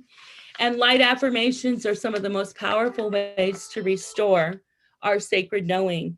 So we begin to affirm through the power of the spoken word, light, light, light. Light is produced in the center of my bones. I radiate light. I activate light. I magnify light. Light, light, light. I am light. All is healed in light. All is revealed in light. And all is liberated in light. So these are just a few examples of how the divine feminine gives birth to sacred life and the divine masculine through the inner knowing and activation of the divine plan. Thank you for letting me share this with you. Thank you, Camille. Thank you for your powerful work. Appreciate you so much. And we can learn much more about Camille by going to her website. I love the name of this website, Heaven on Earth, justforbeing.com. Heaven on Earth, justforbeing.com, which is also the light activation playbook that Camille has written, because she truly is a revelator of light. And yes, I agree, only love is real. So go to Heaven on Earth, justforbeing.com to learn more about Camille. Thank you. One of the things that I can do is see where we're blocked. And so Spirit also calls me the remover of obstacles, because we know that when we set our sacred heart intention, it's immediate manifestation of your sacred heart intention if there is no unconscious energy blocking it. So through the onboard guidance system of the Sacred Heart Knowing, there are many tools and techniques to find out when you have an unconscious energy that is blocking your intent, and to clear it and reprogram your unconscious self, and then to activate the divine plan. We are always intended to have success, joy, and victory today and every day. Blessings, and only love is real. God bless you. Thank you, Camille. Thank you so much. All right. Well, we are going to go to some music. And once again, we're going to be blessed by Madhu and Ige, who are going to take us. We're going to take us next, guys. Where are we going? Well, there's a time for the divine feminine to be still and inward and in the darkness. And there's also a time for the divine feminine to rise and shine and let that kundalini rise. So if you're sitting down, this would be a good time to rise and move the body. Right.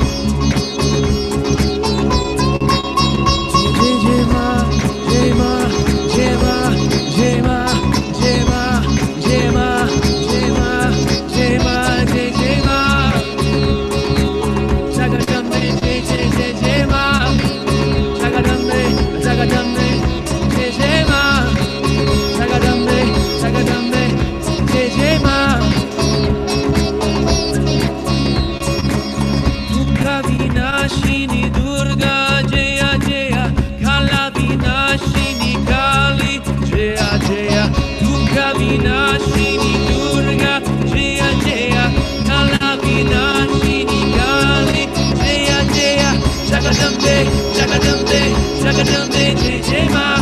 Jagadambe, Jagadambe, Jagadambe, Jai Jai Ma.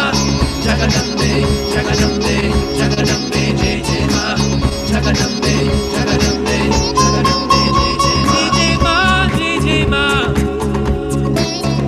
Jai Jai Ma, Jai Jai Ma, Jai Jai Ma, Jai Jai Ma, Jai Jai Ma. Uma Rama Ramani Jaya Jaya Radha Rukmini Sita Jaya Jaya. Uma Rama Ramani Jaya Jaya Radha Rukmini Sita Jaya Jaya. Uma Rama Ramani Jaya Jaya Radha Rukmini Sita Jaya Jaya. Uma Rama Ramani Jaya Jaya Radha Rukmini Sita Jaya Jaya. Jagadambe, Jagadambe, Jagadambe, Jai Jai Ma. Jagadambe, Jagadambe, Jagadambe, Jai Jai Ma, Jai Jai Ma. Jagadambe, Jai Jai Ma, Jai Jai Ma. Jagadambe, Jai Jai Ma. Jagadambe, Jai Jai Ma. Jagadambe, Jai Jai Ma.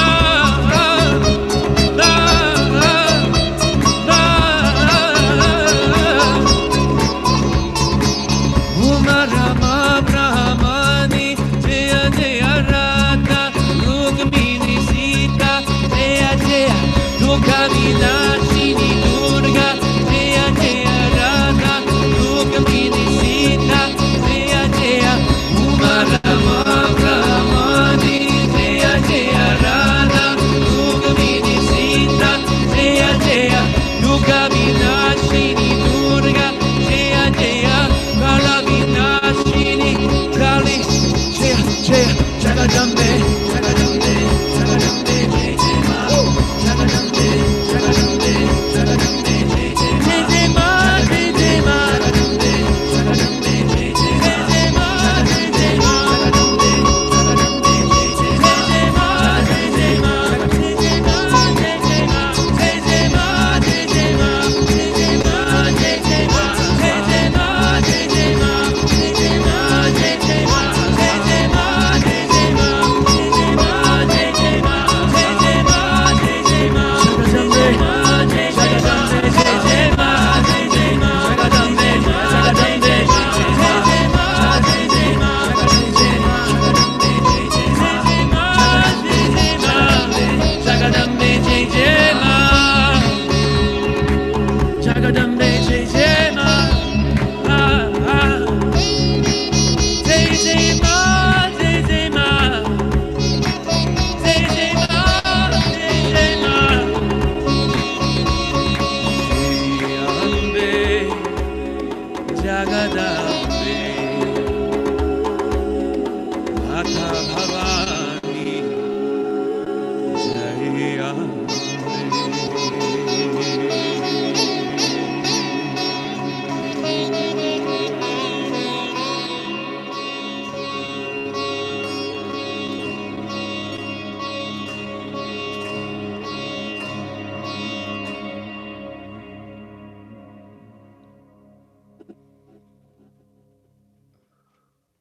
Wow. Your music, you guys just take us to such a high place. So many people in the chat room are just raving about your music, and we can get it. You can get his album by going to his website, firstwasthesound.com. Again, spoken from a man who healed himself using sound healing. So definitely go to firstwasthesound.com or support him. That's what I have done. Go to patreon.com/Madhu Music. Patreon.com/Madhu Music. This is a wonderful way. Patreon is it's like what GoFundMe is to fundraising. Patreon is our way of supporting our favorite artists. So, Madhu, Ege, God bless you guys. You were on last week. You're on my show last night. You're on tonight. I would just have to say you've become one of our house musicians. Thank you so much, guys. Yes, we thank you so much. In a couple of months, we're going to release another album specifically dedicated to the goddess. And so stay in touch. We love bringing our music in this format. Thank you. Oh, fantastic. That's great news. All right, guys, we'll see you soon. So we've got one more amazing woman for you tonight. And thank you so much, Madhu and Edgy. Incredible to have men bringing amazing music to us of the goddess. That's what this show is about as well. And we have one more amazing woman for you. This woman is a personal friend of mine, dear soul sister. She's an activist priestess. She's a priestess of Isis along with me. She's an artist and activist. She really feels deeply and speaks deeply to the world on a massive level. Her art and her creations and her word and her artistry is amazing. And her voice is also beautiful. I want to introduce Davida Sal to give us her wisdom, her voice, and what she wants to share about the goddess. Hello, Davida. Thank you so much, Debra. You're like a big sister for me, you know, as a priestess of Isis. Nobody mentioned Isis tonight. So she's the goddess of 10,000 names. She can be anyone and anything. Isis is. So for me, she was the mother that adopted me once my physical mother disappeared. So she embraced me, she protected me, she inspired me, she encouraged me to make a difference. You know, just the way I know, the way I feel compelled to through my creative artistic skills, to use my body as a banner to raise awareness for animals, humans, nature. I'm just so inspired daily by women like you and all these amazing women like Elizabeth Wilcock and, you know, the Priestess path, which is my path through many lifetimes. And, you know, hopefully I'll get it right this one. So my message is my personal message that I feel so strongly convinced that it's valuable to everyone.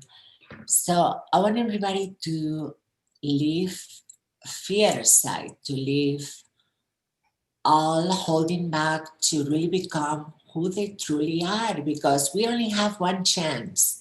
And then, you know, it's like the school. So if you fuck it up, you get back to it. You know, it's like you go back to repeat the same course, right? Until you get it right. So this is a soul's boot camp. That's how I call it life. So you come here to really learn who you are, what's your message, and how you can really make a difference. And my way of doing it is not holding back, you know, just giving it all, give everything you have, and to release your anger, frustration. Things are not working the way it should. And what do? We have two choices. We whether feel like a victim, like everything's happening to us, we cannot do anything about it, or we step to the warrior priestess, which is taking a stand and to really expressing out and fighting for your truth and what you believe in. And that's my journey, to inspire everybody to speak up and just to take action and to go to the streets and just protest for what you believe. I don't care if it's agreed on my beliefs or not. It's your own. You know, as long as you feel strongly of what you believe, just go for it. Just let it all out and any way you can, verbally, physically, emotionally, artistically, express yourself out. Because in this society, people get sick, people get cancer because they hold back. They hold anger, resentments, things they didn't dare to do and speak about it. You just build these diseases, illnesses. So it's a healthy practice just to be who you are. And, I can go on all night long, but I think that's the most important message I can share with all of you. Just be wild, be bold, like Isis, like my spiritual mother says, Isis is bold, Isis is child, Isis is everything. You can be anything you want. And this is your chance to get it right. Thank you, Davida. Amazing. And that's who you are. You do such amazing art installations. You'll do art expressions that really make a huge statement, put them on Facebook, get hundreds of thousands of people seeing them. I really admire you for that. You really stand out and speak your word. Love you so much. Thank you. I love you so much, Debra. I've been looking up at you ever since I arrived to Los Angeles, and now I'm just so thrilled, so amazed to be here with you. You're like, my big sister once again, and I love you so much. You're so beautiful, and all of you, it's a celebration of life. It's such a miracle to be here right now. We take it for granted. I lost my family, I lost my beloveds, and every day it's a reminder of how privileged, how grateful to be here and to press out my truth. Thank you so much. And people can learn more by going straight to Facebook, to Davida Sal's Facebook page. And there's that amazing image talking about ISIS. So it's just go to Facebook and put it into the search bar, Davida Sal, Davida Sal. And that's how we find her. And there's a lot going on. And you can see really what she's talking about, her activism. Her messages are powerful. She's one of the people I've got listed as See First. And I love your messages. Page. I have the official page that didn't show. I have like many different pages.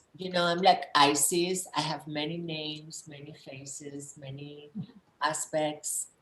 So you have to find out which one works for you. So I'm here to serve you, to inspire you, and to encourage you to find, to speak your truth. Beautiful. Thank you. And now we've got one more song to close with for this beautiful evening that has been so special, so acknowledging. And we were going to have Sarita come back and give us her beautiful music. Thank you, Sarita. Blessings, Debra. Thank you. And I think I unchecked the right box to have the levels stay the same this time. So I wanted to just ground all this in by singing a song called Here We Stand. And this is a song for the mother of us all, Mother Earth. I'd like to acknowledge that I'm sitting, not standing in this moment, but I stand on Tongva land. And I think it's really important for all of us to remember the peoples that have been before and that still are on the lands on which we live. So right now I'm on Tongva land in Los Angeles. And that is, this song is a call to action for each of us to protect what precious life we have left on this planet, right? And I'm sure many of you have seen recently David Attenborough's movie, a life on this planet. And I wept when I watched that. And basically, it all boils down to we need to protect the biodiversity that's left. In his lifetime, in one lifetime, we've seen it halve. And so I wanted to share one thing you could do, one thing, which is to go to loscedrosreserve.org, which is the most biodiverse place on the planet that is currently under threat from gold mining. I could talk about this forever. I won't. I'm going to sing this song. But if you feel like I need to do something to ground this, I need to put this love into action to protect Mama Earth, then you can go to Los Cedros Reserve. I just put it in the chat and you can sign the petition to protect that beautiful, beautiful place. All right, here we stand. This is an anthem for our mama.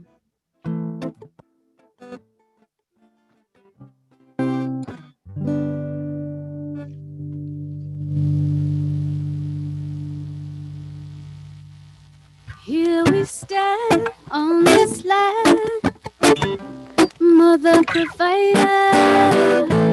All along this way, she carried us through. The time has come to stand as one, protect her from those who see not what they do.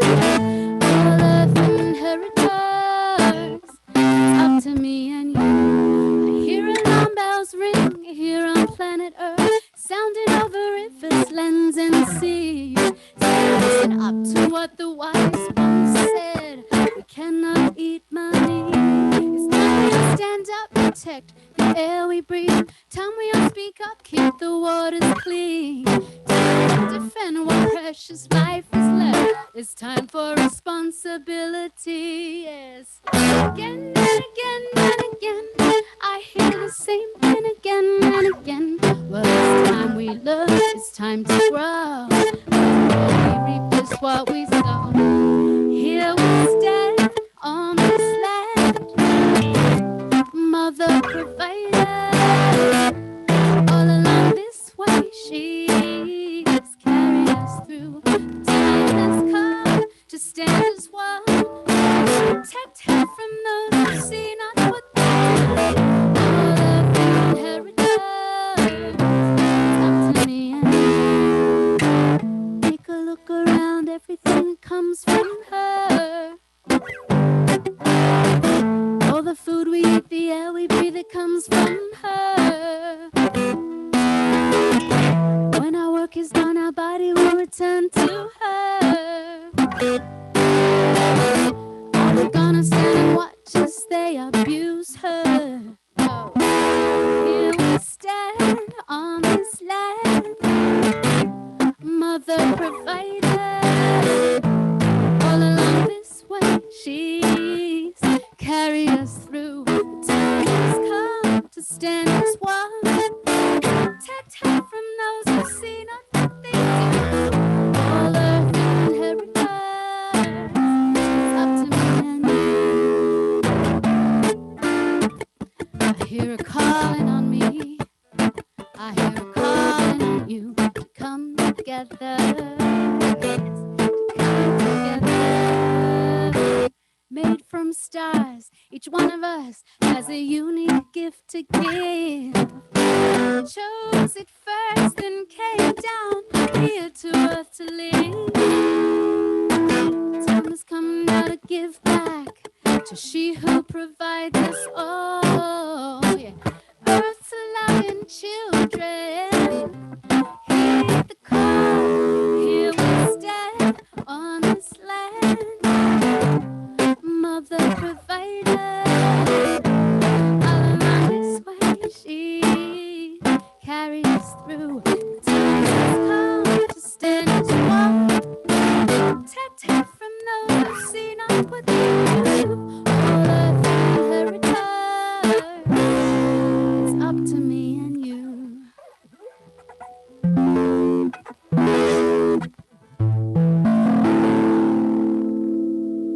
Many blessings. Thank you.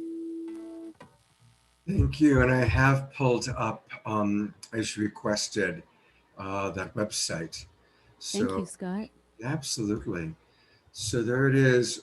Tell us a little bit about Reserva Los Cedros. So it's in Ecuador. It's a biological reserve that is protected by their federal law, but they have issued mining permissions to a Canadian company called Cornerstone Resources, and there's a court case, and that's actually on Monday. So a dear friend of mine just got to spend 5 months in Los Cedros. It's a cloud forest. It is the most biodiverse place on the planet, apparently. She told me a story of being there and having her light on in her little place she was staying, and the wall covered with moths, and not one moth was the same. And so this is the amount. There's bears there. There's cats, giant, big cats. There's hundreds of bird life, hundreds of moths, all just incredibly biodiverse. And it has, unfortunately, even though the Ecuadorian government was the first in the world to issue nature rights in the court of law, it's not being honored. And so there's a big push now for people to, international pressure to protect. As we know, we have so few of our original places left on this planet, and it's all of our homes. So I'm doing what I can to spread the word about that. Well, thank you so much. And I also want to briefly just take people to where they can learn more about you, which is Sarita Music. Here it is, her website. And it's simple. It's just SARITAH. Her name's Sarita.com. And she's got music and singles and all sorts of good stuff there. So let's subscribe so you can get ongoing information from Sarita. And we sure appreciate having you on our show. It's a wonderful way to kind of wrap us up. Thank you so much. Thank you so much, Scott and Debra. Thank you so much. Much love. Well, we're almost at the end, although we are going to have a couple people come on and share in our community connection time. But kind of to close this out, I'm going to turn it over to my partner, Debra. Thank you, Scott. Thank you, everyone who is here joining us tonight for another amazing evening that we co-created together. Thank you for all the presenters, all the musicians, all the love, all the care, all the consciousness, all the incredible intentions of creating a new world through the activation of the divine feminine. So much love. And I invite you next week. We're going to have another incredible show.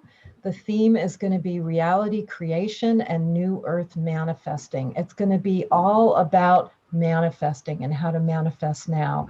We have Bruce Lipton with us. We have Marcy Schmeimoff.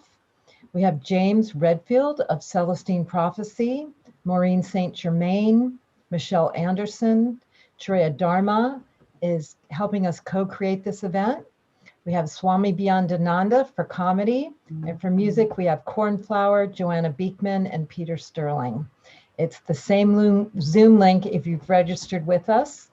And if you haven't yet and you're on the broadcast and you want to join us on Zoom, you go to globalpeacetribe.com and you can register for the whole fall season through December.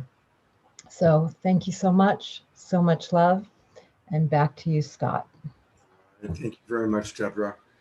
And actually, while I keep the spotlight on Debra for a moment, let's just all look at this woman who works so hard to make this show happen every week. She's amazing. Thank you, Debra. Maximum grace for Debra. And picture her tomorrow dancing in Sebastopol at our Sunday afternoon dance. I also want to remind you again, we're having our special supporters party this Thursday night, October 22nd. For those who have donated when you registered for our show. If you registered last year or last season, I should say, the 2-month summer season for $50, or for this fall season for $75 or more, you will be invited, and all the details will be in the email going out on Monday. We're going to have a couple people from Community Connections come up to share their thoughts, their appreciations. And I also want to just invite any of you that might be struggling. Look, it's a hard time. There's economic uncertainty, certainly political uncertainty, health uncertainty. There's a lot going on. And so my company, Love Coach Academy, is offering free support And there's two ways that, or two steps. The first step is if you are struggling, then go to our website. If you're having trouble in your relationship, or if you're single and feeling really lonely and wanting to maybe heal from the past relationship, go to lovecoachacademy.com, and I'll take you there in a moment and show you the website. What happens is the very first thing that pops up when you go to our website is a simple little survey that you can take. Just the moment you go to our website, lovecoachacademy.com, and this comes right up, and you just fill out this survey, you start and you go through it, and we learn a little bit about you. We learn single, married, healing, looking for love, wanting to help resolve relationship challenges. We find out what's going on with you, and then we assign the right love coach to provide you with a free discovery session, including a free 15 to 20 minute session where they'll at least give you a little bit of love, some support, and some tools. So for anybody that is wanting to get some support, go to lovecoachacademy.com. All right, we have some members of our community. This is always fun. And we'll start with, I hope I pronounced it correctly, Kristalla. Hi, Kristalla. You need to unmute. We want to have the complete experience of hearing you. Hello, good evening. It's so lovely to have an opportunity to say hello. And where are you coming from, Kristalla? Oh, you're muted again.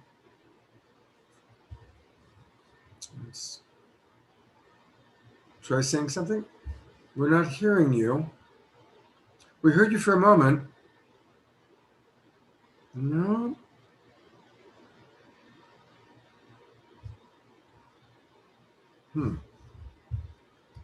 Well, while you work on your audio, I'm going to bring another member of our community on. This is Graham. And Kristalla, maybe just go down, take a look, and see if you can get your audio to work, because we'd love to hear from you. And I'll bring you back on in a moment. Hey, Graham. Hello, Scott. How's it going?